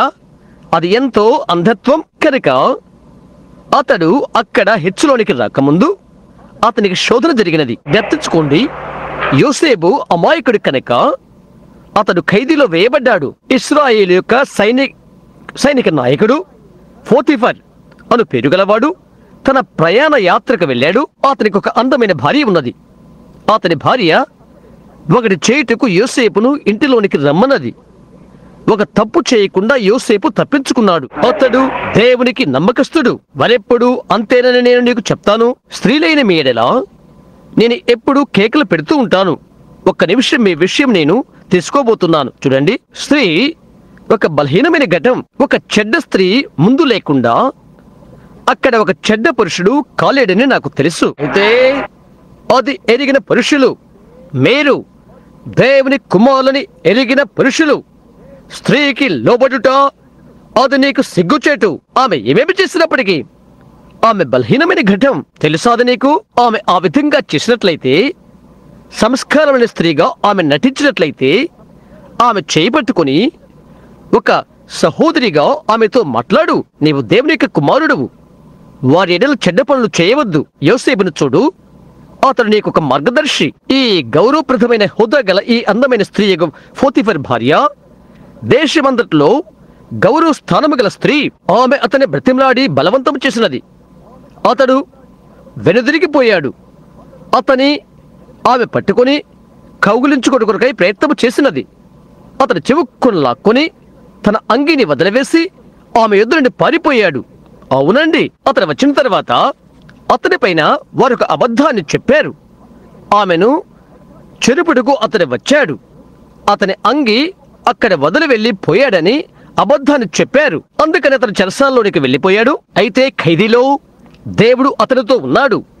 వారు అతని అక్కడ ఉంచినప్పటికీ అభివృద్ధి కుమారునికి అతడు ఒక పోలికై ఉంటున్నాడు. యోసేపు ఏమేమి చేస్తున్నాడో దానంతట్లో వృద్ధి చెందాడు. 1000 ఏళ్ల పరిపాలనలో యేసు తిరిగి వచ్చినప్పుడు ఓ కరణము చేతనే ఎడారులు రోజా పువ్వులే పుష్పించును. ఆయన చేసిన సమస్తము అభివృద్ధి చెందును. ఆయన అభివృద్ధి కుమారుడు. నీవు యేసేపుని ఎక్కడ ఉంచావో అది దీవించబడినది. యేసు ఎక్కడ ఉన్నాడో అది ఆశీర్వదించబడి ఉన్నది. కాబట్టి నీ హృదయంలోకి ఆయన చేర్చుకో, ఆశీర్వదించబడతావు. కనుక మనం చూస్తున్నాము, యోసేపు అప్పుడు చెరసాలలో పెట్టబడ్డాడు. ఆ చెరసాలలో 2 అక్కడ ఉన్నారు. అందులో ఒకడు నశించాడు, ఒకడు రక్షించబడ్డాడు. యేసు ఆయన యొక్క శిలువ శోధనలో ఒక దొంగ నశించాడు, ఒకడు రక్షించబడ్డాడు. ఆయన హెచ్చించబడిన తర్వాత దేవుని కుడిపార్శ్వం వద్దకు వెళ్ళాడు. యోసేపు హెచ్చించబడిన తర్వాత ఫరో కుడిపార్శ్వానికి వెళ్ళాడు. మొదట యోసేపు యుద్ధకు వెళ్లి అతనితో మాట్లాడి అతని అనుమతి పొందితేనే కాని ఎవరును ఫరో ఎదురా మాట్లాడేవారు కాదు. యోసేపు తన భవనం విడిచిన తర్వాత, యోసేపు తన భవనం వదిలిన తర్వాత బోర ఊదబడుతుంది. ప్రజలు అతని ముందుగా పరిగెత్తుకుని వచ్చి, మోకాలు నుండి సాగిలపడండి, యోసేపు వచ్చుచున్నాడు. ఆమేన్. మహోన్నతుని కుడిపార్శ్వమున యేసు ఎప్పుడు విడుచునో బోర ఊదబడుతుంది. ప్రతి ముఖాలు వంగి యేసు వచ్చుచున్నాడని ప్రతి నాలుక ఒప్పుకుంటుంది. నిజం. జ్ఞప్తించుకోండి, అతని అన్నల చేత అతడు తృణీకరించబడిన తర్వాత అతడు ఏమి చేశాడు? అన్యురాలని వివాహము చేసుకున్నాడు, ఐగుప్తురాలని భార్యగా చేసుకున్నాడు. అక్కడ వెనకాల తన సహోదరులైన యూదులతో యేసు కొట్టివేయబడి అన్యుల పెళ్లి కుమార్తెను పెళ్లి చేసుకున్నాడు. అయితే సంవత్సరాల తర్వాత అతనికి బిడ్డలు పుట్టిన తర్వాత, ఎఫ్రాయిము మనుష్యులు పుట్టిన తర్వాత అతడు ఒక కుటుంబాన్ని కలిగి ఉన్నాడు. ఆ తర్వాత ఒకానొక దినాన అతని దర్శించుటకు అతని అన్నలు వచ్చారు. మనకు కథ తెలుసు, గమనించండి. అతడు ఆ చిన్న వస్తువును అక్కడ పెట్టి దాన్ని తిరిగి పంపినది. వారి యొక్క భాషను మాట్లాడలేని వానిగా నటించుట. అతడు హెబ్రీడై ఉండి హెబ్రీల కోసము ఒక అనువాదికుని ఉంచుట. వారి అన్నలు వచ్చారు, అతన్ని వారు ఎరగలేదు. అతను ఒక మహోన్నతుని మహారాజు. ఇప్పుడైతే క్రీస్తు యూదులను దర్శించాడు, వారి రోగులను స్వస్థపరిచాడు, మొదలగు కార్యాలను చేశాడు. అయినప్పటికీ ఆయన ఎవరైనది, ఆ మెస్సయ్య ఎవరైనది వారు గుర్తుపట్టలేదు. మనం ఇప్పుడు 44వ అధ్యాయము 27వ వచనం ఆరంభిద్దాము. అందుకు తమ దాసుడైన నా తండ్రి, నా భార్య నాకిద్దరిని కనినని మీరు ఎరుగుదురు. వారిలో ఒకడు నా ఎదురు నుండి వెళ్ళిపోయిను. అతడు యోసేపు. ఎవరితో మాట్లాడుతున్నాడో అతడే. అతడు నిశ్చయముగా దుష్ట మృగముల చేత చీల్చబడిననుకుంటుని. అప్పటి నుండి అతడు నాకు కనబడలేదు.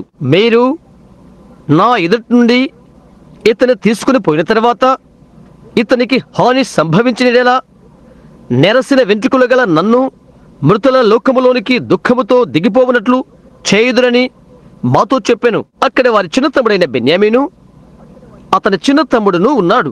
బెన్యామీను ఎవరికి పోలికో మీకు తెలుసా? ఆ 144,000 మంది అక్కడ పురోగవుటకు ఈ నిజమైన వాస్తవమైన యూదులు వారు. ఈ జనాంగం పుట్టుకొస్తున్నది. ఈ వాల్ స్ట్రీట్ దోటికర్రలు కాదు, కాదు కాదు.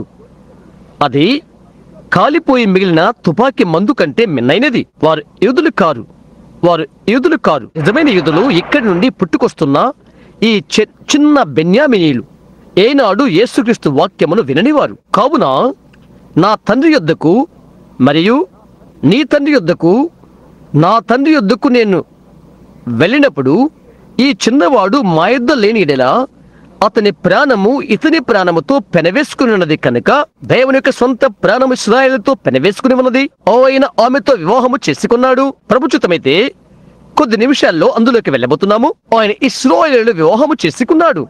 ఆయన ప్రాణము ఆమెతో పెనవేసుకుని ఉన్నది. ఏ విధముగా అక్కడ వెనకాల ఉన్న శ్రీమతి బ్రెన్హామ్తో నేను పెనవేసుకుని ఉన్నానో, మీరు మీ భార్యలతో ఎలాగో పెనవేసుకుని ఉన్నారో అలాగూ మీ ప్రాణం అందులో చుట్టబడి ఉన్నది.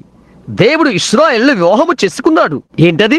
యాకోబు చెప్పాడు, నా ప్రాణము ఈ చిన్నవానితో పెనవేసుకుని ఉన్నదని, చుట్టబడి ఉన్నదని చెప్పాడు.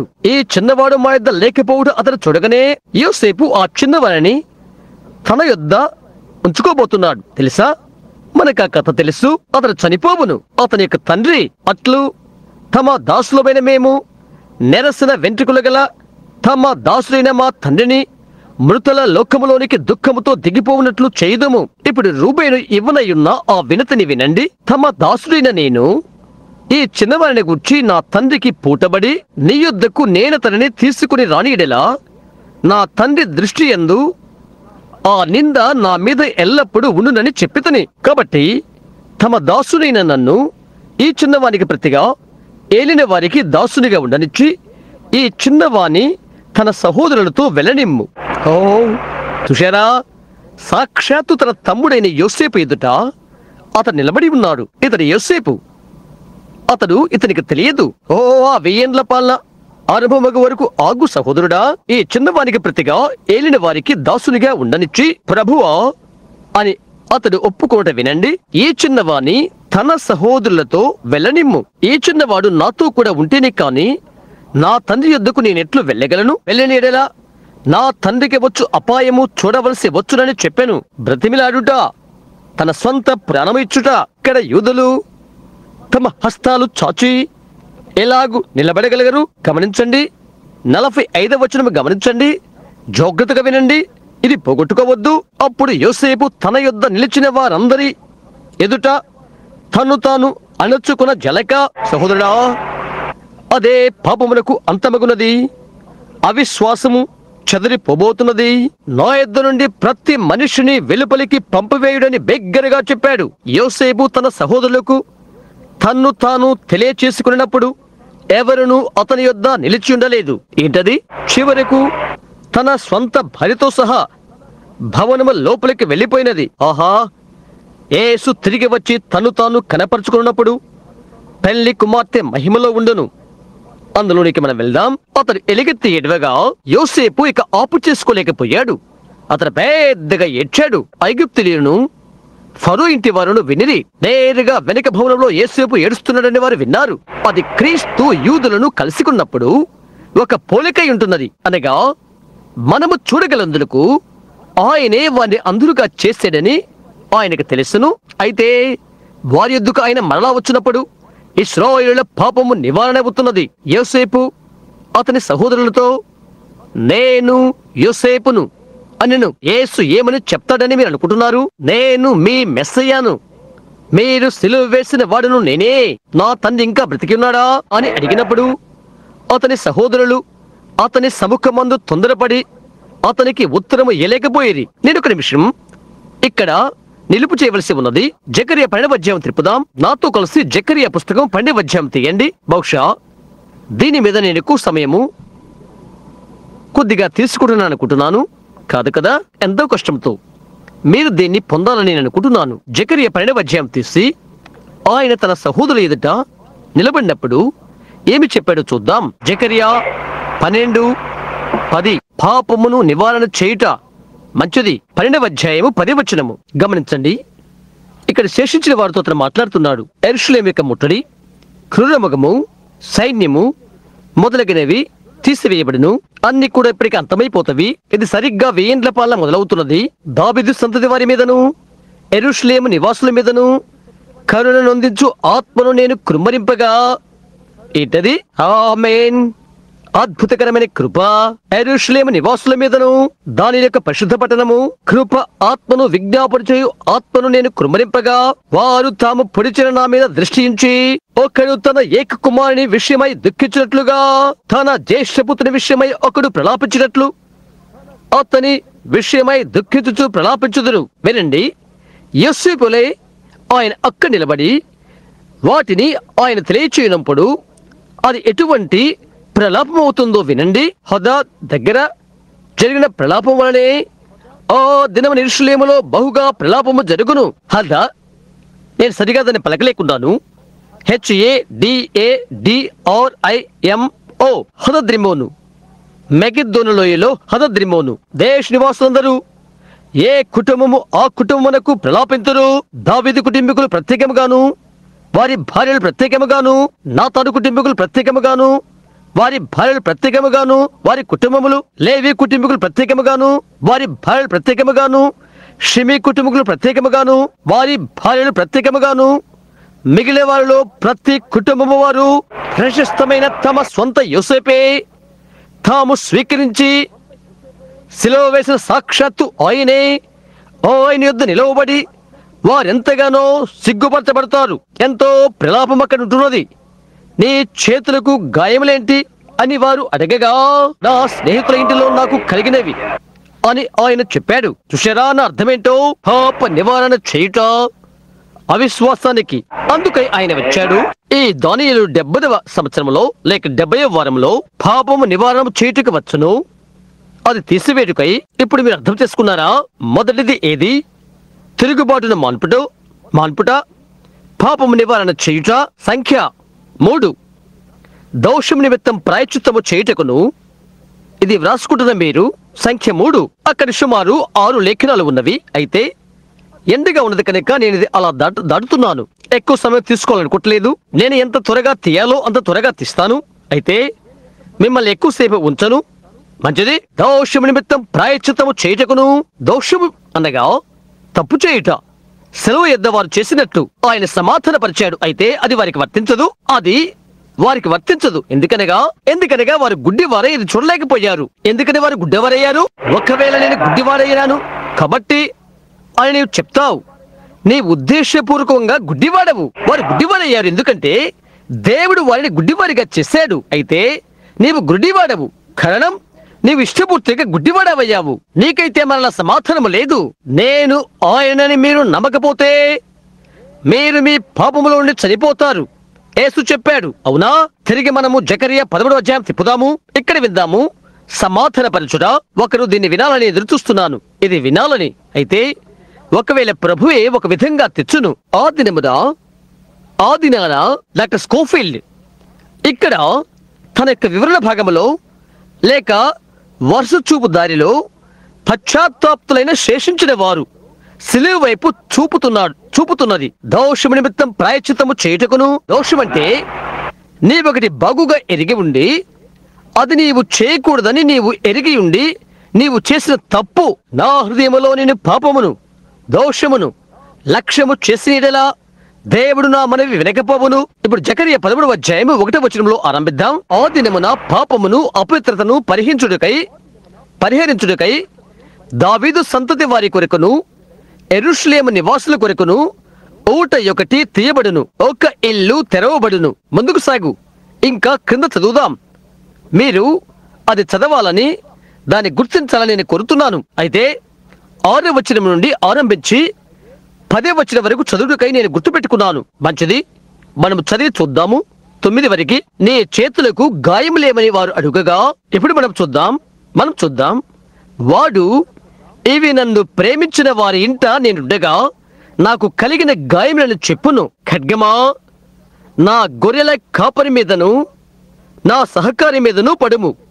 ఇదే సైన్యములకు అధిపతికి యెహోవా వాక్కు. గొర్రెలు చెదిరిపోవునట్లు కాపరిని హతము చేయుము. చిన్నవారి మీద నేను నా హస్తముచుదును. యేసు ఆ లెక్కలని గుర్తు చేశాడు. అవునా? గొర్రెల కాపరిని కొట్టము, గొర్రెలు చెదిరిపోవును. అయితే ఆ తరువాత వరుసని గమనించు. అయితే అది మాత్రమే ఆయన గుర్తింపు చేశాడు. అయితే ఆ తరువాత భాగం ఏం చెప్తుందో ఆ తరువాత వచ్చిన మీద గమనించు. చిన్నవారి మీద నేను నా హస్తముంచుదును. ఏంటి అది? బెన్యామీను వర్గం ఇప్పుడు వస్తున్నది. చిన్నవారి మీద హస్తముచ్చుదును, గొర్రెల కాపరిని కొట్టుము. మొదట ఇశ్రాయేల్ గొర్రెల కాపరిని కొట్టాను, ప్రపంచమంతా గొర్రెలు చెదిరిపోయినవి. అయితే దేవుడే చెప్తున్నాడు, నా చేయిని వెనుకకు తీసి కడవరి దినములలో చిన్న వాటిని తీసుకుని వచ్చేదను. ఎప్పుడు? దోషము నిమిత్తము ప్రాయశ్చిత్తము చేయబడినప్పుడు ఇశ్రాయేలు ప్రతి ఒక్కరూ రక్షించబడతారు. యెషయా తీద్దాం. యెషయా 66వ అధ్యాయం. యెషయా ఓ క్షణం చదువుటి కొరకు ఇశ్రాయేలు రక్షింపబడదురు అని దేవుడు చెప్పి ఉన్నది. చూద్దాం. ఇశ్రాయేలును రక్షించుటకు ఎంతకాలం పడుతుంది, అది ఎంత త్వరగా వస్తుందో గమనించు. యెషయా 66వ అధ్యాయం 8వ వచనం. మీరు మొత్తం చదవాలనుకుంటే మంచిది, చదవండి. అట్టి వార్త ఎవరు వినియుండిరి, అట్టి సంగతులు ఎవరు చూచిరి? ఒక జనమును కనుటకు ఒకనాటి ప్రసవ వేదన చాలునా? ఒక్క నిమిషములో ఒక్క జనము జన్మించునా? సియోనుకు ప్రసవ వేదన కలుగగానే ఆమె బిడ్డలను కనెను. వారి యొక్క మెస్సయ్య ఆయనే అని సియోను ఎరగగానే ఒక్క రోజులో ఆమె తిరిగి జన్మించును. పాపము నిమిత్తం ప్రాయశ్చిత్తము చేయును, అపవిత్రత నిమిత్తము దోషము నిమిత్తము ప్రాయశ్చిత్తము చేయును. తప్పును కీడును వారు చేశారు, వారి దోషానికి ప్రాయశ్చిత్తము జరిగినది. సంఖ్య 4. యుగాంత వరకు ఉన్నటి నీతిని బయలుపరచుటకును ఆయన వచ్చినటువంటి 4వ కారణం అది. 4వది, ఆయన ఏమి చుటికే వచ్చాడు? యుగాంతం వరకు ఉన్నట్టి నీతిని బయలుపరచుటకును, పాపమును నివారణ చేయుటకును, ప్రాయశ్చిత్తము చేయుటకును, యుగాంత వరకు ఉన్నటి నీతిని బయలుపరచుటకును, ఇశ్రాయేలు యొక్క తిరుగుబాటును మాన్పుటకు మీరు ఇది పట్టుకోవాలని నేను కోరుతున్నాను. ఎందుకంటే మనము ఆ స్త్రీని ఘటసర్పము పడద్రోయబడుటను అది తెచ్చినప్పుడు తిరిగి ఇదే లేఖనం యొద్దకు మీరు రావాల్సి ఉంటున్నది. తప్పక మీరు ఇది గుర్తు పెట్టుకోనండి. ఇశ్రాయేలీయుల తిరుగుబాటు మాన్పుట వచ్చిన వెంటనే వారి మీదను మన మీదను నేరారోపణ చేయు సాతానుడు అగాధములో బంధించబడతాడు. ఎప్పుడు? ఏంటి? యుగాంత వరకు ఉండునట్టి నీతిని బయలుపరచబడినప్పుడు. హంతములేని ఒకటి అదే, అదంతా కూడా అవినీతిని లేకుండా చేస్తున్నది. ఓ నిమిషం. ప్రకటన 20వ అధ్యాయం 13వ వచనం. ఒక్క నిమిషం మనం ఇక్కడ చదువుదాం. ప్రకటన 20 మరియు 13 కాదు, క్షమించండి, ప్రకటన 1 నుండి 3 వరకు. అది ఆ మధ్యనున్న ఆ చిన్న గుర్తు నేను చూడలేదు, నా చెమట నా కళ్ళల్లోకి వచ్చినది. ప్రకటన 20వ అధ్యాయం చూద్దాం. మరియు పెద్ద సంఖ్యలను చేతపట్టుకుని అఘాతము యొక్క తాళపు చెవి కల ఒక దేవదూత పరలోకము నుండి దిగి వచ్చును చూచిదని, అతడు ఆది సర్పమును అనగా అపవాదియు సాతానును అను ఆ ఘట సర్పమును పట్టుకుని 1000 సంవత్సరములు వానిని బంధించి అగాధములో పడవేసి అగాధమును మూసి ఆ 1000 సంవత్సరములు గడిచే వరకు ఇక జనములను మోసపరచకున్నట్లు అగాధమును మూసి దానికి ముద్ర వేసెను. అటుపిమ్మట వాడు కొంచెము కాలము విడిచిపెట్టబడవలెను. యుగాంతము వరకు ఉండునట్టి నీతిని బయలుపరచుట. సాతానుడు అగాధములో ఉన్నాడు. ఆయన అది చేయనప్పుడు జనములను మోసపరిచిన దయ్యమును ఆయన ముద్రించును. మనము ఇప్పుడు హబక్కుకు 2వ అధ్యాయం తీద్దాం. ఎందుకు ఆయన ఈ ఆది సర్పమును ముద్రించినది? అదేమి చేసినది? దానిని ముద్రించిన వెంటనే ఏమి జరిగినది మనం ఇప్పుడు చూడబోతున్నాం. నేను ఇది ఇష్టపడుతున్నాను, మరి మీరు? అది మనకు ఒక విధమైన జ్ఞానాన్ని కలిగిస్తున్నది. హబక్కుకు 2వ అధ్యాయం 14వ వచనం అని అనుకుంటున్నాను. నేను అది చదువుతాను. ఇది జరిగినప్పుడు గమనించండి. ఎలాగనగా సముద్రము జలములతో నిండి ఉన్నట్టు భూమి యెహోవా మహాత్మ్యమును గూర్చిన జ్ఞానముతో నిండియుండును. మరో మాటల్లో శత్రువు తీసివేయబడిన తర్వాత పాపానికి అంతం వచ్చినప్పుడు యుగాంతం వరకు ఉన్నట్టు నీతి లోపలికి వస్తుంది. సాతాను అగాధములో బంధించబడతాడు. ప్రభు యొక్క జ్ఞానము జలములతో సముద్రము కప్పబడినట్టు ప్రభు యొక్క జ్ఞానము భూమిని కప్పుతుంది. ఆమేన్. దేవునికి మహిమ కలుగును గాక. అది రాబోతుంది సహోదరుడా, అది రాబోతున్నది. స్త్రీలు సంస్కారవంతులైన స్త్రీలు అవుతారు, పురుషులు గౌరవస్తులు అవుతారు. ఆమేన్. ప్రభు యొక్క జ్ఞానము భూమిని, సముద్రమును, ఆకాశమును నింపినప్పుడు ఓ నా గుండె మూలుగుతూ మొరపెడుతున్నది. ఓ ఆనందకరమైన విడుదల రోజు కొరకై మన యేసు తిరిగి భూమి మీదకి వచ్చినప్పుడు అలా ఉంటుంది. ఆమేన్. మంచిది. ఆ తర్వాత 1000 ఏండ్ల పాలన జరుగుతున్నది. అదే 1000 ఏండ్ల పాలన. పట్టణము కట్టబడుట. 4వది. నాకు ఇంకా 6 లేఖనాలు ఉన్నవి. అయితే మనం త్వరపడదాం. మనం తిరిగి వచ్చినప్పుడు ఈ ఇతర లేఖనాలు నేను ఇస్తాను. అయితే సాధారణ తలంపు మీరు కలిగి ఉండుట కొరకై ఇది. సంఖ్య 5, దర్శనమును ప్రవచనమును ముద్రించుటకును. చూశారా, ఆ దేవదూత దర్శనం ప్రవచనము ముద్రించుటకు వచ్చి ఉండెను. ఇది చెప్పుటకు నేను అసహ్యపడుతున్నాను. క్రితమ దినము నేను చదువుతున్న దాన్ని గూర్చి ఒక గొప్ప రచయిత దాని అతను తారుమారు చేయకున్నట్లయితే బావుండును. అదేంటో అతను చెప్పాడు. ఎంత బుద్ధిహీనతతో చూయించుటకు. క్షమించండి, అది చెప్పాలని నా భావం కాదు. మన్నించండి, అది నా భావం కాదు. నిజంగా అది కాదు. అభిషేకం లేకుండానే ఒక మనిషి, చూశారా, ఆ మనుషుడు ఇలాగ చెప్పాడు. మీరు చూడండి, దర్శనాలు ప్రవచనాలు ఎప్పుడు కూడా యూదా సంఘానికి అంగీకరించబడినవి అని ఇంకా చెప్పాడు. దానియేలు కాలం మొదలుకొని దానియేలు వచ్చినప్పుడు దాని అర్థం వారికి ఇక దర్శనం లేదు, ఇక ప్రవచనము లేదు అని అర్థం. ఈ దినాన వారు మాట్లాడదంతా అనగా దర్శనాలు ప్రవచనాల గురించి అదంతా దయ్యము సంబంధించినవే. దర్శనాలు ప్రవచనాలు అనునవి లేవు అని అన్నాడు. సహోదరుడా, దానియేలు తర్వాత డజన్ల కొలది ప్రవక్తలు ఉన్నారు. బాప్తిస్మిచ్చే యోహాను ఉన్నాడు, యేసుక్రీస్తు ఉన్నాడు, క్రొత్త నిబంధనలో ప్రవక్తలు ఉన్నారు, దర్శనాలు ఉన్నవి, దేవదూతలు ఉన్నారు. లోకములో ఒక మనిషి అది ఎలాగ చెప్పగలుగుతాడు? అయితే గమనించండి, ప్రజల్లోకి ఒక నెట్టడానికి కొరకై అది స్వార్థత్వంతో కూడినది. సంఘం యొక్క చిన్న సిద్ధాంతం చేయుటకో, ఒక చిన్న హీనమైనదిగా చేయుటకో ప్రజల్లో అది వాస్తవం చేస్తారు. ప్రజలకు పరిశుద్ధాత్మ లేకపోతే దాని ద్వారా వారు మోసపరచబడతారు. ఒక్క మనిషి చెప్పినది మనము తీసుకోవద్దు. అది రుజువు చేయటానికి లేఖనము లేదు కనుక నేను అది ఎలాగ తీసుకోగలుగుతాను? వాస్తవంగా ముద్రించునగా ఏదో మనము కనుగొందాము. గమనించండి, దర్శనమును ప్రవచనమును ముద్రించుటకు అతను వచ్చి ఉన్నాడు. మనం ఇప్పుడు ఎక్కడున్నామో నేరుగా దానియేలు పుస్తకం తీద్దాం.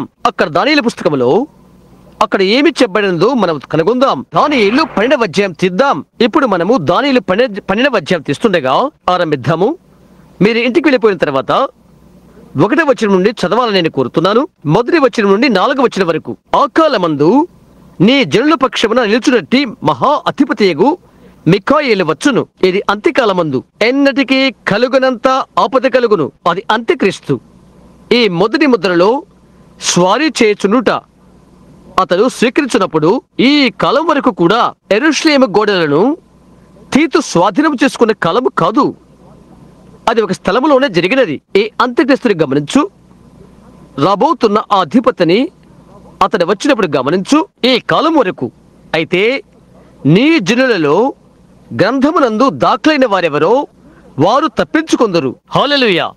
నీ జనులు ఇశ్రాయేలీయులు గ్రంథమును దాఖలవుతారు. మరియు సమాధులలో నిద్రించు అనేకులు మేలుకొనెదరు. కొందరు నిత్య జీవం అనుభవించుటకును, కొందరు నిందపాలగుటకును, నిత్యముగా హేయులగుటకును మేలు కొందరు. యెరూషలేము గోడలను తీతు తీసుకున్నప్పుడు అది ఎలా సాధ్యపడగలదు? అది ఎలాగూ కాగలదు? అది కాలేదు సుమా. గమనించండి, అతడు కడవరి కాలాన్ని గురించి మాట్లాడుతున్నాడు. పునరుద్ధరణ సమయమును గుర్చి. అవునది వాస్తవమేనా?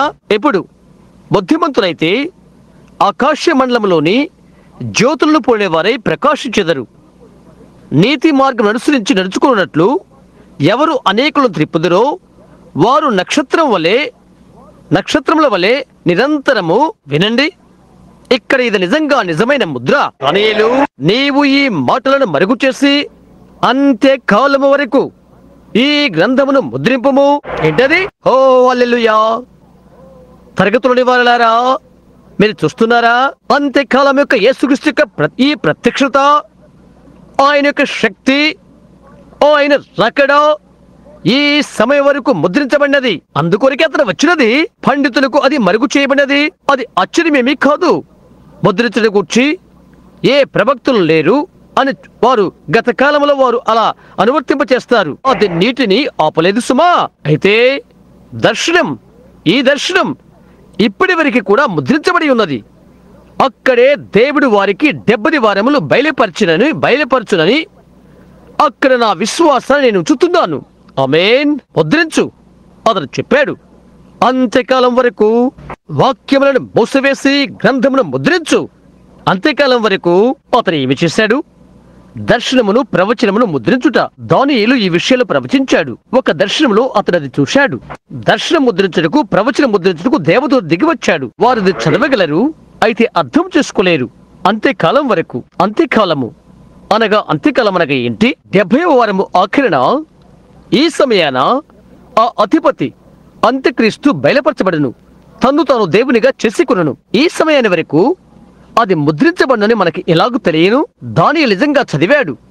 ఇది దానియేలు ఆఖరి అధ్యాయం. సహోదరి సింప్సన్ ఈ మధ్యాహ్నం నాతో ఆమె అన్నది, సహోదర అబ్రహాం, నేను దానియేలు గ్రంథమంతా చదివాను. నేను చదువుతున్నప్పుడు, నేను ఆరంభించినప్పుడు ఏది ఎరిగి ఉన్నానో అది ముగించినప్పుడు కూడా అంతకంటే నాకు ఇంకా ఎక్కువ ఏమీ తెలియలేదు అని అన్నదామే. సహోదరి సింప్సన్, ఈ రాత్రి ఇక్కడ నీ ఉన్నట్లయితే అది ఇక్కడే ఉన్నది. అది అక్కడ పెట్టబడినట ఆమె గ్రహించిందని నేను నమ్ముతున్నాను. వాహనములో ఏమీ లేదని నేను చెప్పలేదు. నేను మౌనంగానే ఉన్నాను. కారణం, అందులోది నేను పొందుకోగలనేమని నేను తలంచాను. అయితే ఆ నది యొద్ద దానియేలు చూచిన దర్శనం అంత్యకాలం వరకు ముద్రించబడినది. నేను కొంచెం ముందుకు వెళ్ళి ఇక్కడ అది చదువుతాను, సరేనా? దానియేలు, నీవు ఈ మాటలను మరుగు చేసి అంత్యకాలం వరకు ఈ గ్రంథమును ముద్రింపము. చాలా మంది నలుదిశ సంచరించినందున తెలివి అధికమగును అని నాతో మాట్లాడు గాబ్రియేలును అతడు చెప్పాను. దానియేలును నేను చూస్తుండగా మరిద్దరు మనుషులు ఏటి అవతల ఎడ్డును ఒకడును, ఏటి యువతల ఎడ్డున ఒకడును నిలచిరి. ఆ ఇద్దరిలో ఒకడు నారబట్లు వేసుకున్నవాడై ఏటి నీళ్లపైన ఆడుచుండు వాని చూచి, ఈ ఆశ్చర్యము ఎప్పుడు సమాప్తమగునని అడుగగా, ఇప్పుడు వినండి, నారబట్లు వేసుకుని ఏటిపైన ఆడుచున్న ఆ మనిషిని మాటను నేను వింటిని. ఏమనగా, అతడు తన కుడి చేతిని ఎడమ చేతిని ఆకాశం వైపుకెత్తి నిత్య జీవియగు వాని నామమున ఒట్టుబెట్టుకుని, ఒక కాలములు అర్ధకాలము, ఖచ్చితంగా మనం పొందుకున్నాము. ఒక కాలములు అర్ధకాలము. దానియేలు 70 వారములోనికి మనం వెళ్ళినప్పుడు అది ఏ విధంగా వచ్చినది మీరు గమనించండి. అదే మర్మము బయలుపరచబడుతున్నది. సరే, ఒక కాలములు అర్ధకాలము. అతడు అనగా వ్యక్తిగత సర్వనామము అంత్యక్రీస్తు. పరిశుద్ధ జనము యొక్క బలమును కొట్టివేయుట ముగింపబడగా, అదేదనగా అర్ధవారమునకు బలిని నైవేద్యం నిలిపివేయును. సకల సంగతులు సమాప్తములగునను. ఆమేన్. నేను వీటిని గాని గ్రహింపలేకపోతుని, నా ఏలినవాడా, వీటికి అంతమేమని నేను అడుగగా, అతడు ఈ సంగతులు అంత్యకాలం వరకు మరుగుగా ఉన్నట్లు ముద్రించబడినవి కనుక దానియేలు, నీవు ఊరుకునవని చెప్పాను. ఓ, అది మీరు మర్చిపోవద్దు. అంత్యకాలం వరకు అనేకులు తమ్మును శుద్ధిపరచుకుని ప్రకాశమానులను నిర్మలను అగుదురు. దుష్టులు దుష్ట కార్యములు చేదురు కనుక ఏ దుష్టులను ఈ సంగతులను గ్రహింపలేకపోవును, కానీ బుద్ధిమంతులు గ్రహించెదరు. ఆఖరి సంఘకాలములో దానిని కడవరి కాల వర్తమానము, అంత్యకాల వర్తమానం బయలుపరచును. మహిమ అక్కడే ఉన్నావు. ఓ, అది నన్ను ఆలోచించేస్తే నన్నది వణికింపు చేస్తున్నది. అది మర్మం. అది లోక సంఘ కళ్ళకు కనుమబ్బు కలిగింపజేస్తూ అదంత బుద్ధిహీనత అని చెప్పిస్తున్నది. యేసుక్రీస్తు ఎవరైనది అను మర్మం మూడో వ్యక్తి కాదు, రెండవ వ్యక్తి కాదు, మూడో వ్యక్తి కాదు, వ్యక్తి, దేవుని యొక్క వ్యక్తి. మిగతా దేవుని మర్మాలని కూడా బయలుపరచబడును. ఎందుచేతనంటే అవి ఇక్కడ ఈ గ్రంథంలో రాయబడి ఉన్నవి. అంత్యకాలములోని తరం వారికి బయలుపరచబడును. యూదులు ఏ విధముగా యేసును మెస్సయ్యగా చూడగలిగిరో, వీరి కూడా సంఘ శాఖల్లో, పాఠశాలల్లో, సెమినరీల్లో అది అలాగే చూడలేరు. నిన్ను పిచ్చివానిగా వారు తలంచుతున్నారంటే అది ఆశ్చర్యం ఏమీ లేదు. నిన్ను బుద్ధి లేని వానిగా తలస్తున్నారంటే అది ఆశ్చర్యం ఏమీ కాదు.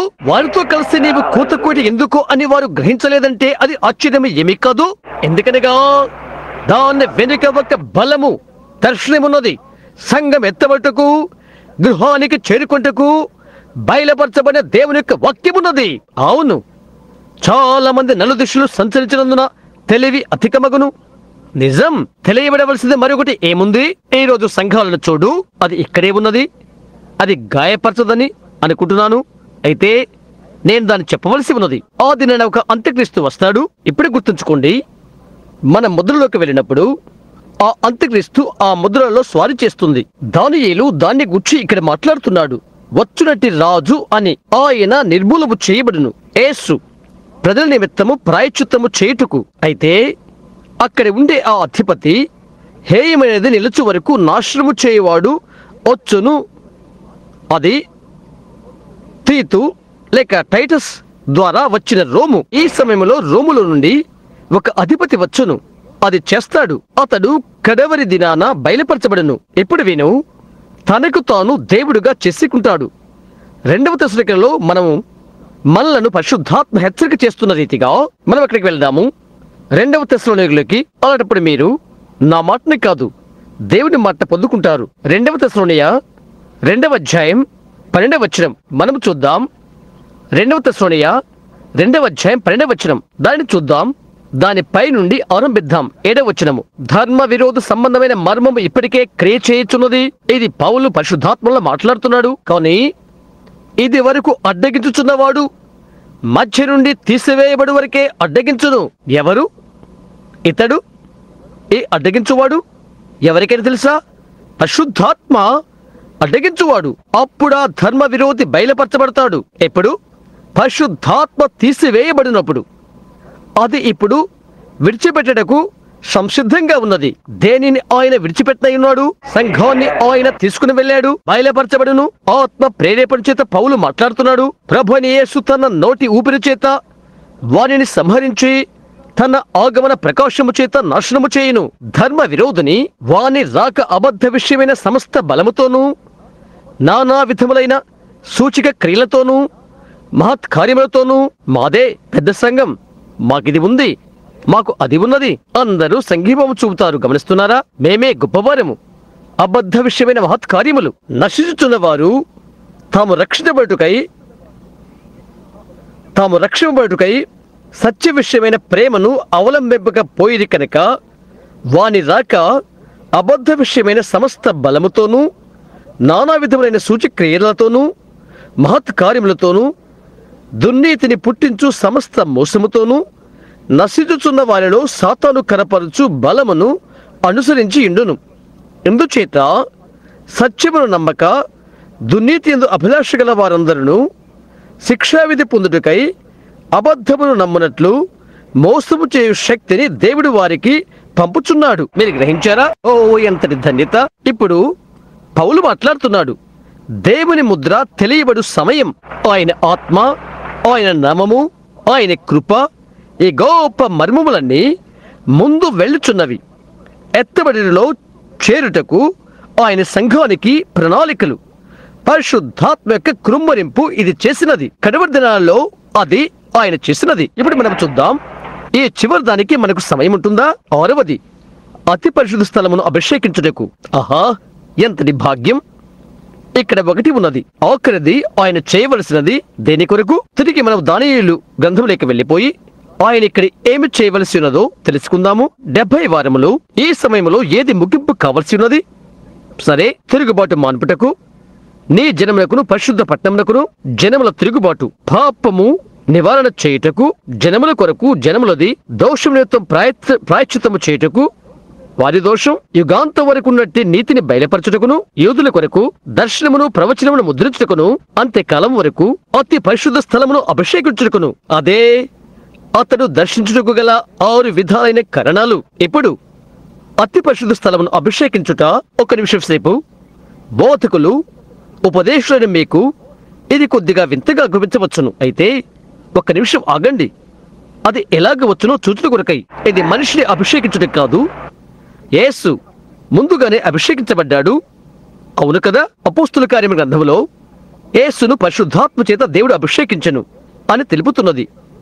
ఆయన మేలు చేయుచు, స్వస్థపరచుచు, సంచరించుచుండెను అని. యేసు ఎప్పుడు ఆయనకది జరిగినది. ఆయన మెస్సియా అయి ఉండెను. మెస్సియా అనగా అభిషేక్తుడు అని అర్థం.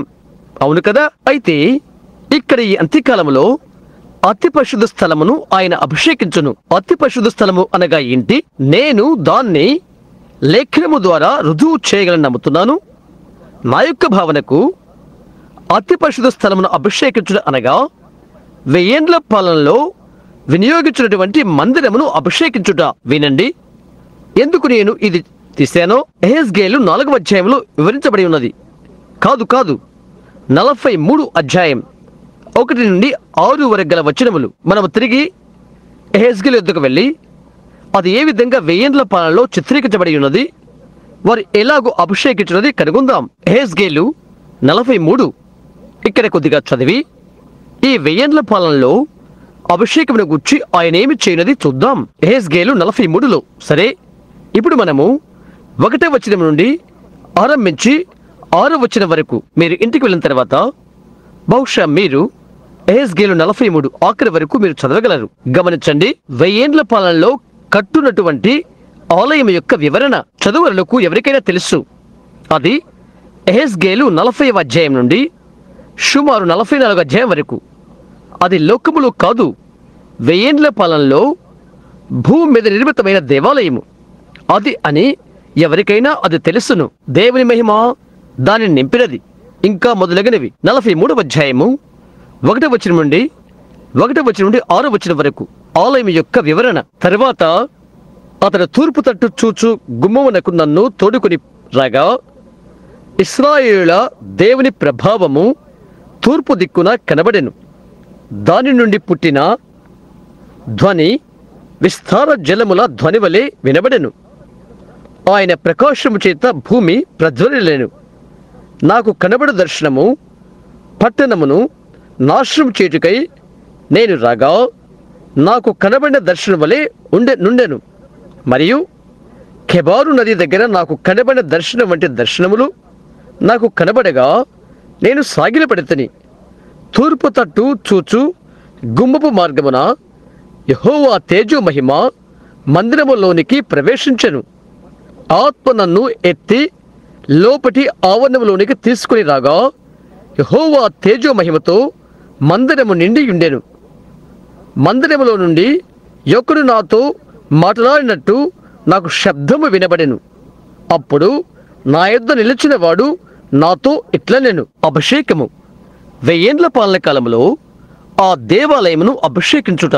ఇప్పుడు లేవి కాండంలో గుర్తించండి, ఎలాగున అది లేవి కాండంలో ప్రతిష్టము చేయబడినది. మనం లేవి కాండంలోకి తిరిగి వెళ్ళినట్లయితే మోషే ఆలయాన్ని అభిషేకించినట్లుగా మనము చూస్తాం. మనం అక్కడ ఉండగానే తిరిగి అక్కడికి వెళ్దాం. అందుకై మనం మరింత సమయం ఉన్నది మనకు. తిరిగి లేవి కాండంలోకి వెళ్ళిపోయి ఆలయాన్ని మోషే అభిషేకించినది లేవి కాండం 8వ అధ్యాయంలో మనం చూద్దాం. ఈ లేఖనాలు ఒకదానికి ఒకటి పోల్చుటకు నేను ప్రేమిస్తున్నాను. మీరు ప్రేమించరా?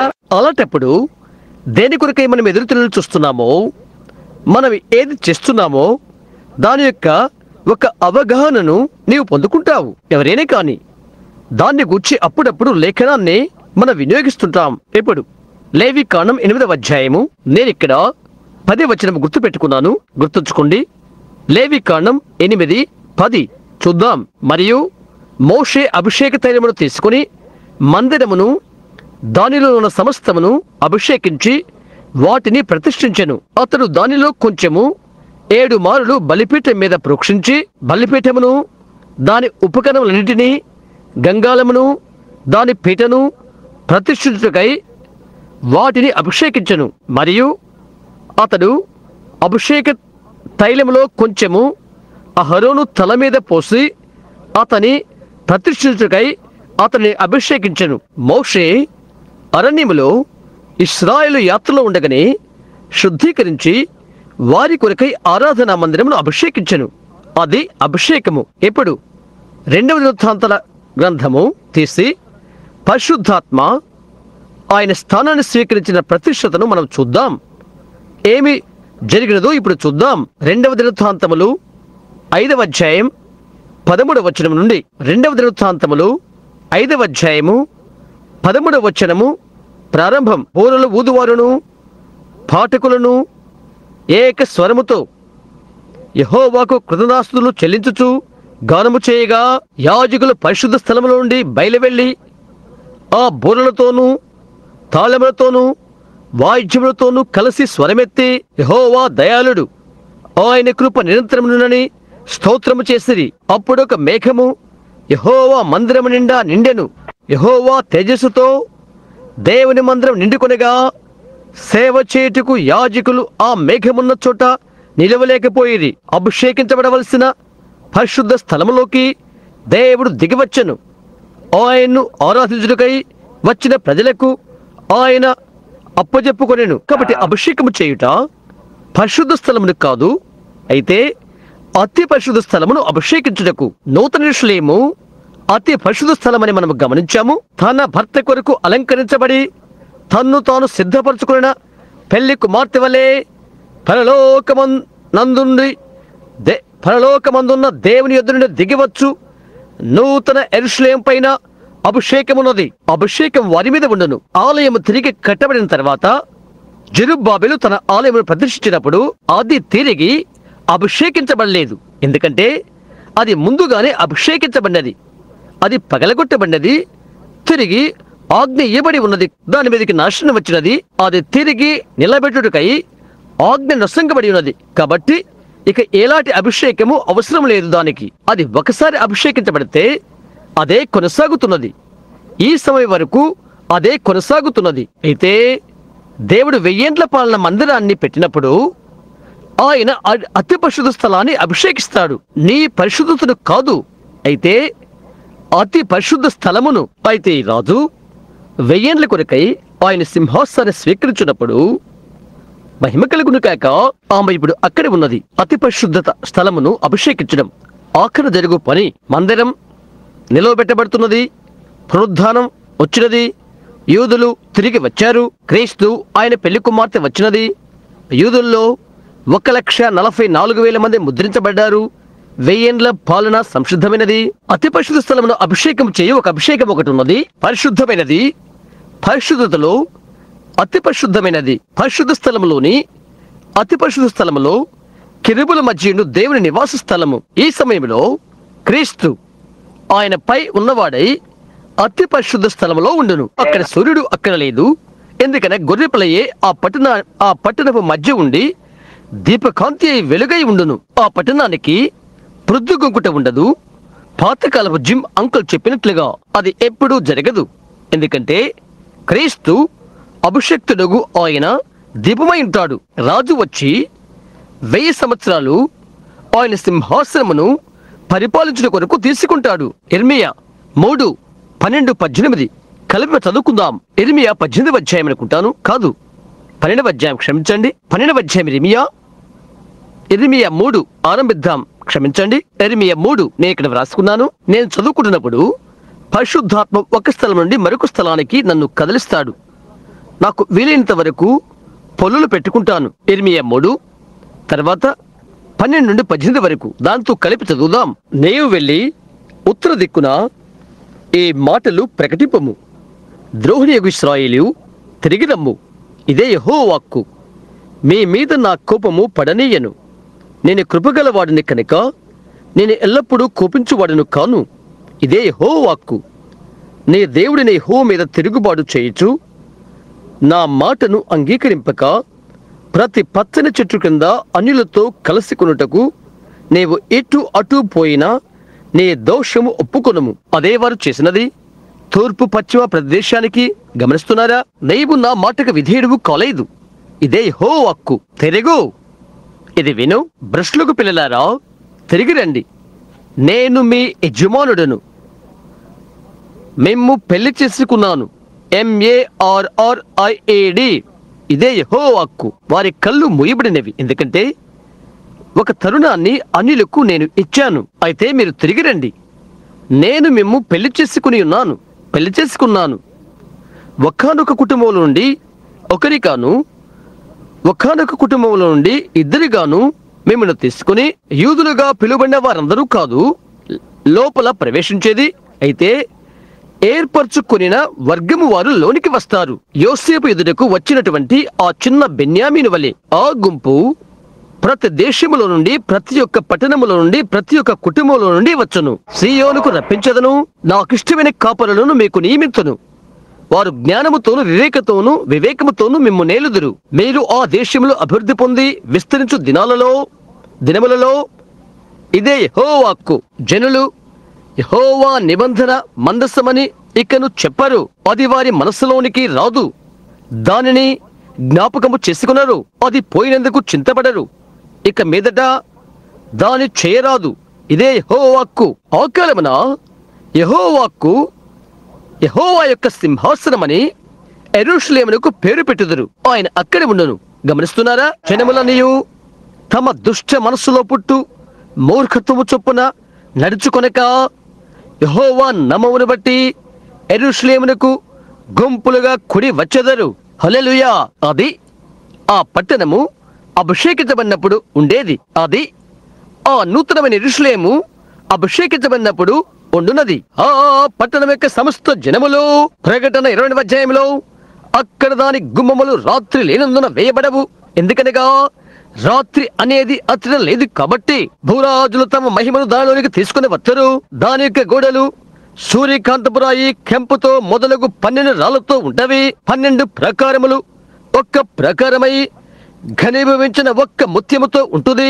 అక్కడ దీపము అక్కరలేదు. అక్కడ ఇక సూర్యుని కాంతి అవసరం లేదు. పట్టణం యొక్క మధ్యనున్న గొర్రెపిల్లయే దానికి దీపము. ఆయన తన యొక్క జనులు నిత్య జీవములోనికి నడిపించును. నదికి ఇరువైపుల 2 వృక్షములు నిలబడి ఉన్నవి. అవి జనములను స్వస్థపరచుటకు వచ్చునటువంటి అభిషక్తుడు ఆయనే. పరిశుద్ధ పట్టణము పరలోకమందున దేవుని ఎదురుని దిగివచ్చుచున్నది భూమిపైకి. ఆ సమయమందు ఏమి జరిగిందో తీసుకుందాం. మీరు అది ప్రేమిస్తున్నారా? ఒక నిమిషం.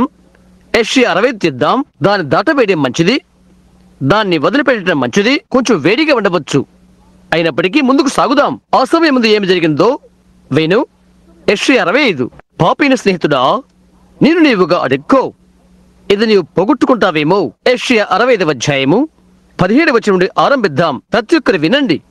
ఇప్పుడు ముగించనయున్నాను. 1000 ఏండ్ల పాలనలో అతి పరిశుద్ధ స్థలమును అభిషేకించున్నది ఈ సమయమందు జరుగును. ఇదిగో నేను క్రొత్త ఆకాశమును క్రొత్త భూమిని సృజించుచున్నాను. మునుపటివి మరువబడును, జ్ఞాపకములకు రావు. నేను సృజించుతున్న దాన్ని గూర్చి మీరు ఎల్లప్పుడూ హర్షించి ఆనందించుడి. నిశ్చయముగా నేను యెరూషలేమును ఆనందకరమైన స్థలముగాను, నూతన యెరూషలేమును ఆమె ప్రజలను హర్షించు వారిగాను సృజించుచున్నాను. నేను యెరూషలేమును గూర్చి ఆనందించదను. అభిషేకమనగా ఏంటి? ప్రభునందు ఆనందించుట. నేను యెరూషలేమును ఆనందకరమైన స్థలముగాను, ఆమె ప్రజలను హర్షించు వారిగాను సృజించుచున్నాను. నేను యెరూషలేమును గూర్చి ఆనందించదను. రాజు సింహాసనపై నుండును. రాజు హోదాతో ఉన్న సింహాసనంపై రాజు ఆసీనుడై ఉండును. నిత్యమైన సింహాసనము, నిత్యము ఉండు పట్టణములో నిత్యము ఉన్న నిత్యమైన ప్రజలతో నిత్యమైన సింహాసనము. నా జనులను గూర్చి హర్షించదను. రోదన ధ్వనియు విలాప ధ్వనియు దానిలో ఇకను వినబడవు. అక్కడ ఇకను కొద్ది దినములే బ్రతుకు శిశువులుండరు. కాలము నిండని ముసలివారుండరు. బాలురు 100 సంవత్సరముల వయస్సు గలవారై చనిపోవుదురు.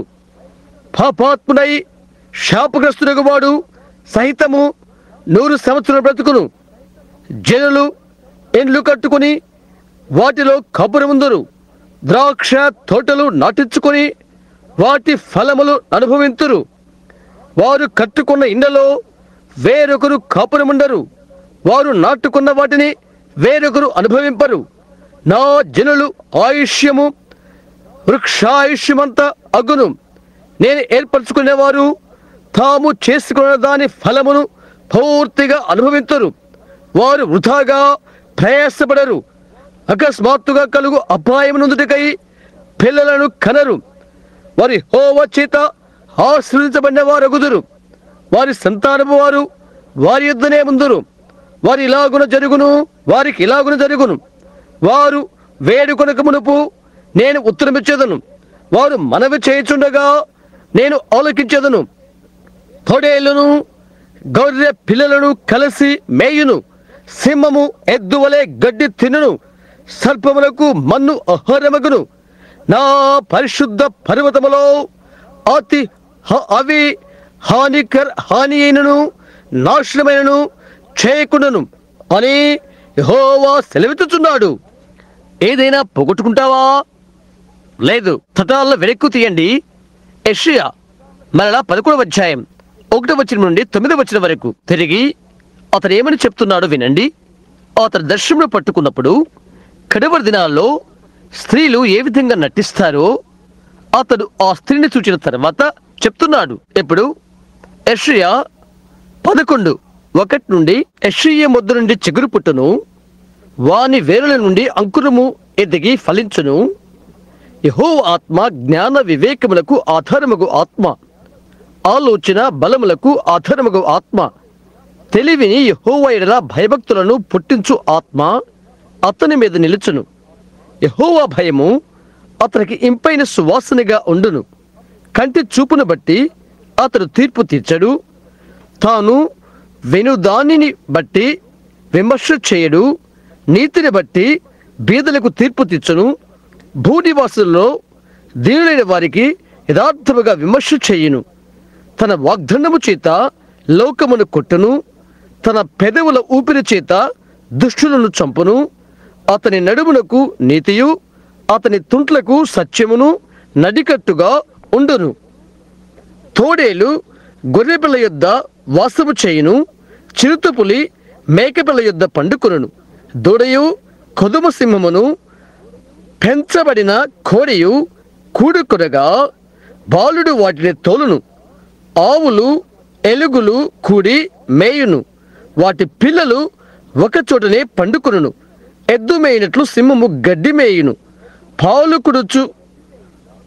కొడుచు పిల్ల నాగుబాము పుట్ట యుద్ధ ఆట్లాడును. మిడినాగు పుట్ట మీద పాలు విడిచిన పిల్ల తన చెయ్యి చాచును. నా పరిశుద్ధ పర్వతమనంతరను ఏ మృగమును హాని చేయదు, నాశము చేయదు. సముద్రము జలముతో నిండియున్నట్లు లోకము యెహోవాను గూర్చిన జ్ఞానముతో నిండియుండును. అదే నూతన యెరూషలేము, అది నూతనమైనది కొమ్మ.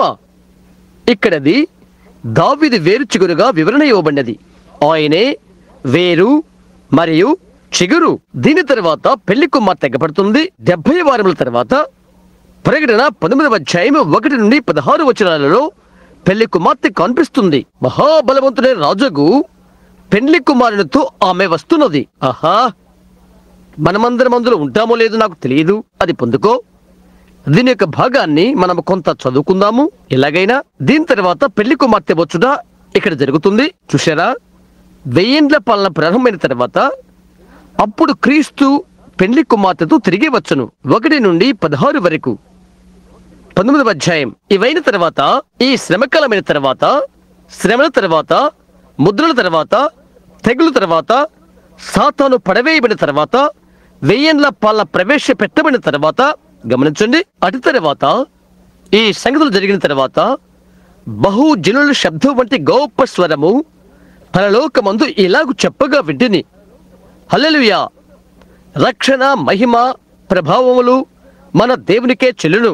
ఆయన తీర్పులు సత్యములను న్యాయములు ఉన్నవి. తన వ్యభిచారముతో భూలోకమును చెరిపిన గొప్ప వేశ్యకు ఆయన తీర్పు తీర్చి తన దాసుల రక్తమును బట్టి దానికి ప్రతిదండన చేసెను. మరి రెండవసారి వారు హల్లెలూయా అనేది ఆ పట్టిదము పోగా యుగ యుగములు పైకి లేచుచున్నది. అది ఆ ముసలదైన వ్యభిచార సంఘము. ఆమె పొగ పైకి లేచుచున్నది. అప్పుడు ఆ 20 పెద్దలను 4 జీవులను సగిలపడి ఆమేన్ హల్లెలూయా అని చెప్పుతూ సింహాసనాసనుడగు దేవునికి నమస్కారం చేసిరి. మన దేవుని స్తుతించునని చెప్పుచున్న ఒక స్వరము సింహాసనము వద్ద నుండి వచ్చెను. మరియు మన దేవుని దాసులారా, ఆయనకి భయపడేవారారా, కొద్దివారేమి గొప్పవారేమి, మీరందరూ మన దేవుని స్తుతించునని చెప్పుచున్న ఒక స్వరము సింహాసనము వద్ద నుండి వచ్చెను. అప్పుడు గొప్ప జన సమూహపు శబ్దమును వినండి. సంఘమా, ఇక్కడే నీ ఉన్నావు. 3వ అధ్యాయంలో ఆమె వెళ్ళిపోయిన తర్వాత ఇక్కడే ఈమె వచ్చుచున్నది. గమనిస్తున్నారా? ఇప్పుడు 6వ వచనం. అప్పుడు గొప్ప జన సమూహపు శబ్దమును, విస్తారమైన జనముల శబ్దమును, బలమైన ఉరుముల శబ్దమును పోలిన ఒక స్వరము, సర్వాధికారియు ప్రభువునగు మన దేవుడు ఏలుచున్నాడు, ఆయన్ని స్తుతించుడి, హల్లెలూయా హల్లెలూయా. గమనించండి, ఇప్పుడు గొర్రె పిల్ల పెళ్లి వచ్చుచున్నది. ఇక్కడ ఈమె వచ్చుచున్నది. గొర్రె పిల్ల వివాహోత్సవ సమయం వచ్చినది. ఆయన భార్య తన్ను తాను సిద్ధపరచుకుని ఉన్నది కనుక మనము సంతోషపడి ఉత్సహించి ఆయన్ని మహిమపరచదమని చెప్పగా వెంటనే ఇక్కడ ఆమె వచ్చుచున్నది. పెళ్లి కుమార్తె పెళ్లి కుమారుడు ఇరువురు కలిసి, మరియు ఆమె ధరించుకుంటకు ప్రకాశములను నిర్మలములైన సన్నపు నారబట్లు ఆమెకి ఇవ్వబడెను. అవి పరిశుద్ధుల నీతి క్రియలు. మరియు అతడు నాతో ఇలాగు చెప్పెను, గొర్రె పిల్ల పెండ్లి విందుకు పిలువబడిన వారు ధన్యులని వ్రాయము. మరియు ఈ మాటలు దేవుని యథార్థమైన మాటలని నాతో చెప్పాను. అందుకు నేను అతనికి నమస్కారము చేయుటకై అతని పాదముల ఎదుట సాగిలపడగా, అతడు, వద్దు సుమీ, నేను నీతోను యేసును గూర్చిన సాక్ష్యం చెప్పు, నీ సహోదరులతోనూ సహదాసుడను, దేవునికే నమస్కారము చేయము. యేసుక్రీస్తును గూర్చిన సాక్ష్యము ప్రవచన సారమని, ప్రవచన ఆత్మని నాతో చెప్పాను. మరియు పరలోకము తెరవబడినట్టు చూచితని, అప్పుడదిగో తెల్లని గుర్రం ఒకటి కనబడెను. ఎంత ధన్యత! దాని మీద కూర్చుని ఉన్నవాడు నమ్మకమైన వాడును సత్యవంతుడును అను నామము గలవాడు. ఆయన నీతిని బట్టి విమర్శ చేయుచు యుద్ధము జరిగించుచున్నాడు. ఆయన నేత్రములు అగ్ని జ్వాలల వంటివి. ఆయన శిరస్సు మీద అనేక కిరీటములుండెను. దేనికి ఆయన కిరీటధారి ఆయను? రాజులకు రాజు వ్రాయబడిన యొక్క నామము ఆయనకి కలదు. అది ఆయనకే గాని మరి ఎవనికిని తెలియదు. రక్తములో ముంచబడిన వస్త్రము ఆయన ధరించుకొని ఉండెను. మరియు దేవుని వాక్యము అను నామము ఆయనకు పెట్టబడి ఉన్నది. ఆదియందు వాక్యముండెను, ఆ వాక్యము దేవుడై ఉండెను, ఆ వాక్యము శరీరధారి అయి మన మధ్య వసించెను. ఎవరది? యేసు. దేవుని వాక్యమును నామము ఆయనకు పెట్టబడి ఉన్నది. పరలోకమందున్న సేనలు శుభ్రమైన తెల్లని నారబట్టలు ధరించుకుని తెల్లని గుర్రములెక్కి ఆయనను వెంబడించుచుండిరి. మహిమ ఇక్కడ ఆమె వచ్చుచున్నది. జనములను కొట్టుటకై ఆయన నోట నుండి వాడిగల ఖడ్గము బయలువెళ్ళుచున్నది. ఆయన ఇనుపు దండముతో వారిని ఏలును. ఆయనే సర్వాధికారియగు దేవుని తీక్షణమైన ఉగ్రతను మధ్యపు తొట్టి త్రొక్కును. రాజులకు రాజును ప్రభువులకు ప్రభువును అను నామము ఆయన వస్త్రం మీదను తొడ మీదను వ్రాయబడి ఉన్నది. ఏమై ఉన్నది? ఆయన ప్రజలు ఆయనను రాజులకు రాజుగా ప్రభువులకు ప్రభువుగా పట్టాభిషేకం చేసి ఉన్నారు.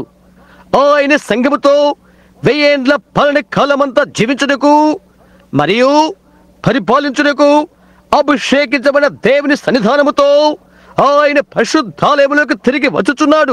ఆమేన్. నూతనమైన రాజాభిషేకము గల ఆలయములో మహోన్నతుడగు రాజు ప్రక్కన ఆమె తన స్థానము స్వీకరించి కనిపించుట. ఎప్పుడు? ప్రకటన 6:1 నుండి ప్రకటన 19:21 వరకు గల 6 విధాలైన ఉద్దేశాలు నెరవేరినవి. వేణు ముగిస్తున్నాను నేను. 7 ముద్రలు, 7 బూరలు, 7 పాత్రలు, 3 శ్రమలు, సూర్యుడు ధరించుకున్న స్త్రీ, సాతానును లేక ఎర్రని ఘటసర్పమును పడద్రోయటం, ఇవి మహాశ్రమ కాలము సమయంలో వచ్చును. మర్చిపోవద్దు, ఇవన్నీ కూడా ఈ కాలంలోనే వచ్చును. అయితే ఆయన రాక యొక్క 6 విధాన కారణాలు ఉన్నవి. అది నమ్ముతున్నావా? ప్రభును ప్రేమించు వారికి ఎంతటి మహిమాయుక్తమైన సమయము భద్రపరచబడి ఉన్నది. స్నేహితుడా, నేను నీకు చెప్తున్నాను, ఇది మనం పోగొట్టుకోలేము. అది నీవు పోగొట్టుకోవద్దు. నీవేది చేసినప్పటికీ నిశ్చిత కలిగి ఉండు. ప్రభుచితమైతే రానున్న ఆదివారం ఆయన నాకు సహాయం చేసినట్లయితే ఆ 7 దినాలు ఎక్కడెక్కడ ఏమి జరిగినది నేను మీకు చూపిస్తాను. ఈ దినాన్ని నేను తీసుకుని వచ్చినదే తీసుకుని వస్తాను. ఆ 7 కాలాలు, 7 వారములు యూదుల పరిశుద్ధ స్థలములోనే ఉన్న 70 వారములు ప్రభు చిత్తమైతే మనము ఎచ్చట అంతమును జీవిస్తున్నామో అది ఖచ్చితంగా చూయిస్తాను. మీరు ఆయన ప్రేమిస్తున్నారా? పరలోకాన్ని మీరు వదులుకుంటారా? వద్దు.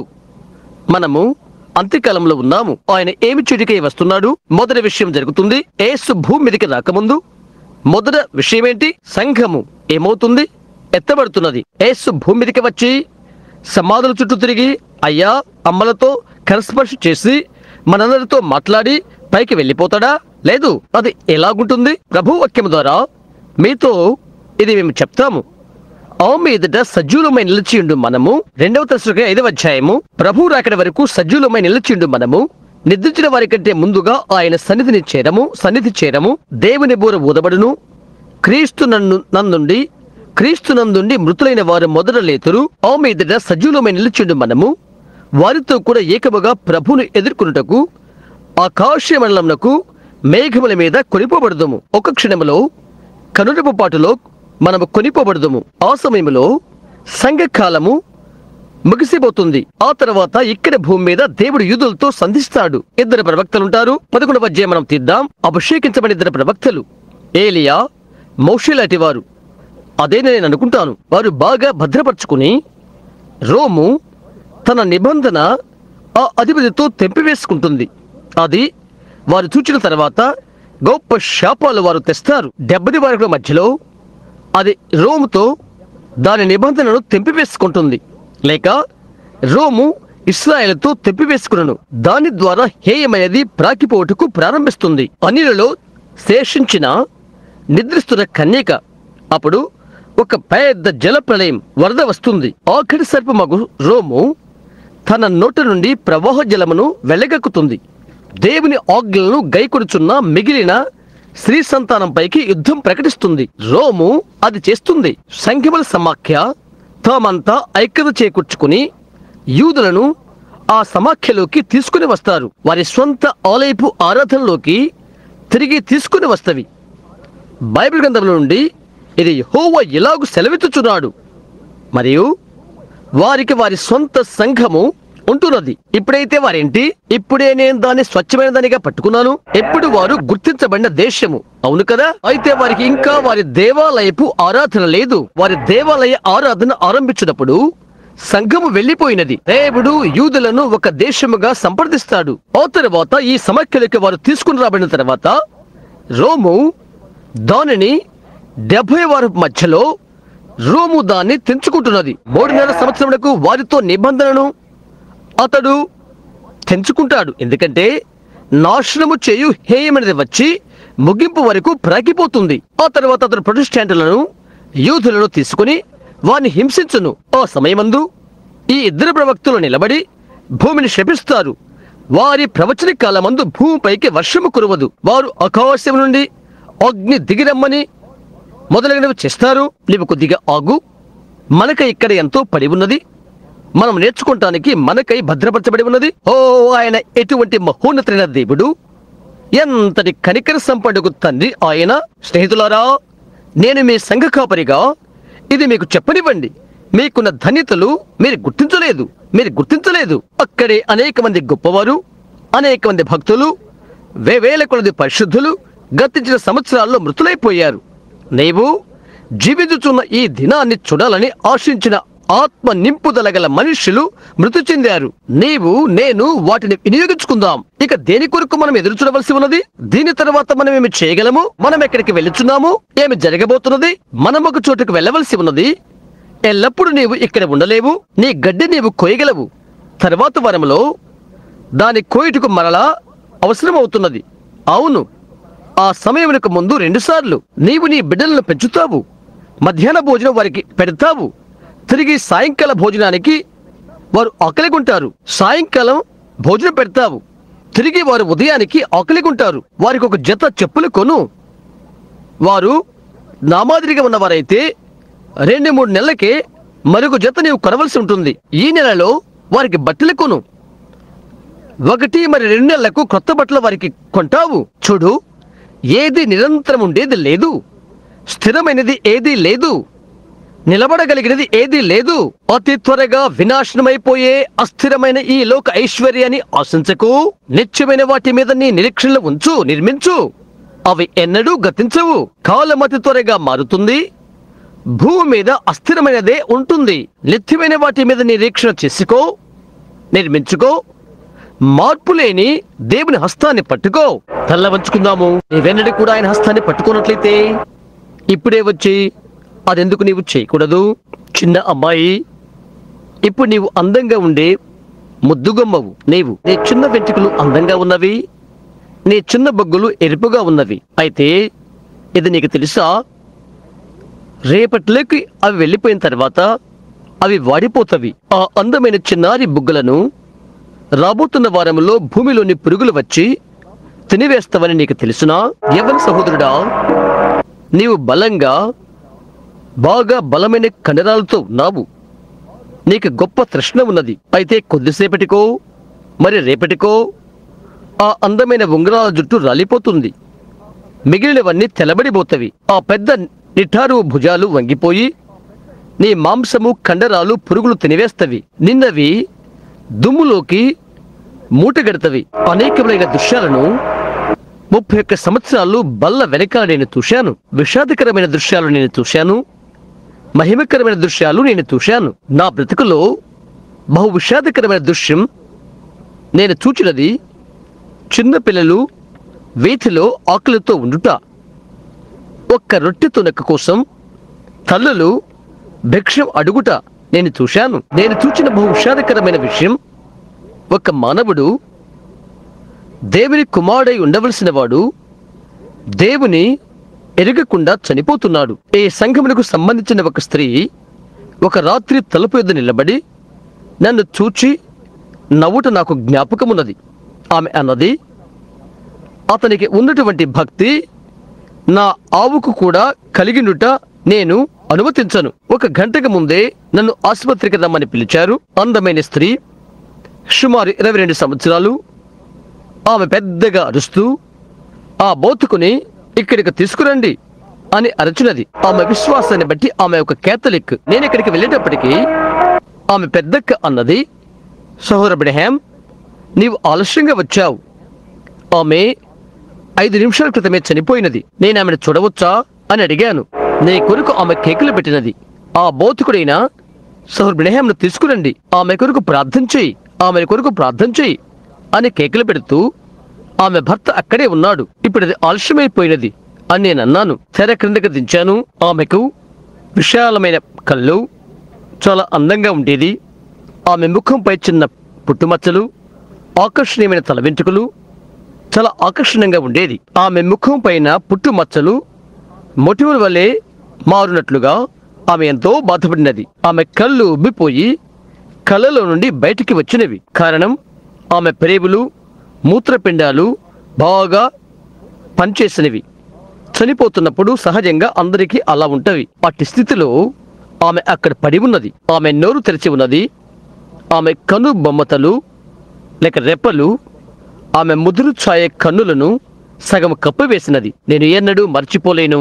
ఆ పాట నా మనసులోకి వచ్చినది. ఈ లోక వ్యర్థ ఐశ్వర్యాలు, సౌందర్యాలు, డాంబికాలు కోరవద్దు. ఇక్కడ పోర్ట్ ఫోర్టన్లో చనిపోతున్న ఒక మనిషిని ప్రక్కన నేను నిలబడి ఉన్నాను. అతని పడక ప్రక్కకి రమ్మన్న వారు పిలిచారు. ఇక్కడ బలిపీఠం వద్ద అతనికి ఒక రాత్రి నేను ప్రార్థించాను. అతడు తన చేయి ఒక స్త్రీ నడుము చుట్టూ పెట్టాడు. ఆమె చుట్టూ రుంచిన నీ చేయి తీసివేయమని నేను చెప్పాను. నేను ఆమెను దేవుని యొద్దకు నడిపిస్తున్నాను అని అన్నాడు అతడు. నీ చేయి ఆమె చుట్టూ పెట్టవద్దు అన్నాను. అలాంటిది నేను నమ్మను. నా మీద అతని కోప్పడ్డాడు. అతడు తలుపును తన్నాడు. కొంచెం కాలమైన తర్వాత అతడు చనిపోతున్నప్పుడు అతని ఎదుకు రమ్మని కబురు చేయగా నేను వెళ్ళాను. నా ముఖం లేక చూస్తూ, సహోదరుడు బిల్, నా కొరకు ప్రార్థన చేస్తావా చేయవా? నేను అయిపోయాను, నేను పోగొట్టుకున్నాను అని అన్నాడు. ఇలా చెప్పాడు, నేను సంపాదించినంతా వెళ్ళిపోతుంది. నేను ఇక్కడే ఒక మూల నిలబడి ఉన్నాను. ఇక్కడే కొద్ది దూరంలో ఒకరోజు ఒక పురుషుడు చనిపోతూ నన్ను పిలువనంపాడు. అతను చెప్పాడు, నేను ఎప్పుడు కూడా అది అది అది కావాలని కోరుకున్నాను. అతడు అన్నాడు, అయితే నేనెప్పుడు కూడా ప్రభువును సేవించలేదు. అనేక సార్లు బలిపీఠం యొద్దకు నేను వెళ్ళుట నిరాకరించితిని. అతడు చెప్పాడు, సహోదర్ బ్రహాం, నేను చేసిన వాటికై నా కుమార్తెను దేవుడు క్షమించినట్లు ప్రార్థించు. ఒకవేళ ప్రభువుకు ఆమె అయినా కొంత చేయనేమో. నేను చెప్పాను, అది జరగలేదు సహోదరుడా. నీవు చేసినది కథించిపోయినది. 24 గంటలు దయ్యాలతో పోరాడిన ఒక వ్యక్తి ప్రక్క నిలబడ్డాను. దయ్యాలు వాటి మెడల చుట్టూ గొలుసులు కట్టుకుని అతని ప్రక్కనే నిలబడి ఉన్నవని అతడు చెప్పాడు. కేకలు పెడుతూ నా దగ్గరికి రానివద్దు అని అరిచాడు. అతనిని పడకలో పండబెట్టినవి ఇలాగ చెప్పాడు, అదిగో అక్కడే నిలబడి ఉన్నాడు, నీకది కనబట్లేదా? అది నా కొరకే వస్తుంది అని అన్నాడు.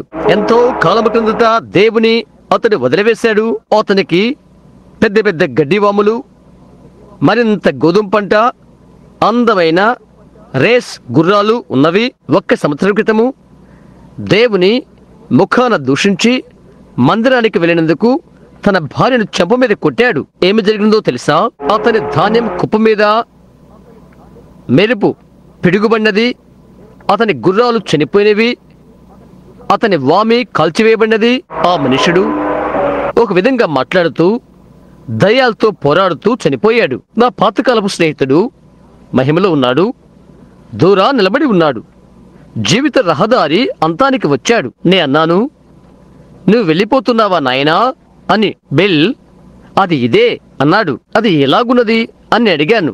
అతడు చెప్పాడు, అంతా బాగున్నది, నా బిడ్డలను నా దగ్గరకు తీసుకుని రా అని అన్నాడు. అతని బలహీనమైన హస్తాలను ప్రతి ఒక్క బిడ్డ మీద ఉంచి వారిని దీవించాడు. తన 2 బిడ్డలకు అతడు ఇలాగ చెప్పాడు, నా చేతులు చాపి పైకి లేపండి, యెహోషువ కాలేబులు చేసినట్లు. అతడు ఏమని చెప్పబోతున్నాడు అని ఆశ్చర్యపడ్డాను. అన్నాడు అతడు, హాయానంద సుదినము యేసు నా పాపములు కడిగి వేశాడు. అప్పటి నుండి ఏ విధంగా కనిపెట్టాలో, ఎలాగో ప్రార్థించాలో ఆయన నాకు నేర్పి ఉన్నాడు. అనుదినము ఆనందిస్తున్నాను. స్నేహితులారా, వాటిలో కొన్ని మనం ఎదుర్కొనవలసి ఉన్నది. ప్రతి ఒక్కరూ ఎవరు తప్పిపోకుండా మంచి భోజనం భోంచేయాలి, మంచి వాహనం నడపాలి, అందమైనది ఒకటి మనం కలిగి ఉండాలనే కోరిక. నే అతన్ని నిందించట్లేదు, అది మంచిదే, అది నీకు కావాలని దేవుడు కోరుతున్నాడు. మనము చేతులెత్తి పడుదాము. మనం నిలబడినప్పుడు ప్రక్కకు తిరిగి ఒకరితో మనము కరస్పర్శ చేద్దాం, కోరిక కొనసాగిద్దాం. ఒక క్షణం ఆ పాటలోని మరో వచనం పాడుతూ ఉన్నప్పుడు మీరు ప్రక్కకు తిరగాలని నేను ఆశపడుతున్నాను. ఆయనను బట్టి మీరు ఆనందంగా ఉన్నారా? ఆమేన్ అని చెప్పండి. ఆయన్ను ప్రేమించు వారందరూ ప్రభువుకు స్తోత్రం అని చెప్పండి. చౌకముగా ఉండే ఆ పట్టణానికి మీరు వెళ్ళుచున్నారని నమ్ముతున్నవారు మీ చేయెత్తండి. ఒక్క నిమిషం, మీ పాట మీరది ఇష్టపడరా? మీరు ఆయన ప్రేమిస్తున్నారా? రాబోతున్న ఆదివారం ఉదయం 9:30 గంటలకు మరవద్దు. మనం ప్రయత్నించి ప్రభుచితమైతే సమయానికి వచ్చి రోగుల కొరకై ప్రార్థన ఏర్పాటు చేద్దాం. రాబోతున్న ఆదివారం ఉదయం 9:30కు ఈ వచనం వినండి. సంఘ కాపరి సహోదరు నెవిలకు అతని ముగ్గుపు మాటలు మరిత్రత తనేమి చెప్పునో అవి తెలుపుట కొరకై ఈ పరిచర్య అప్పచెప్తున్నాను.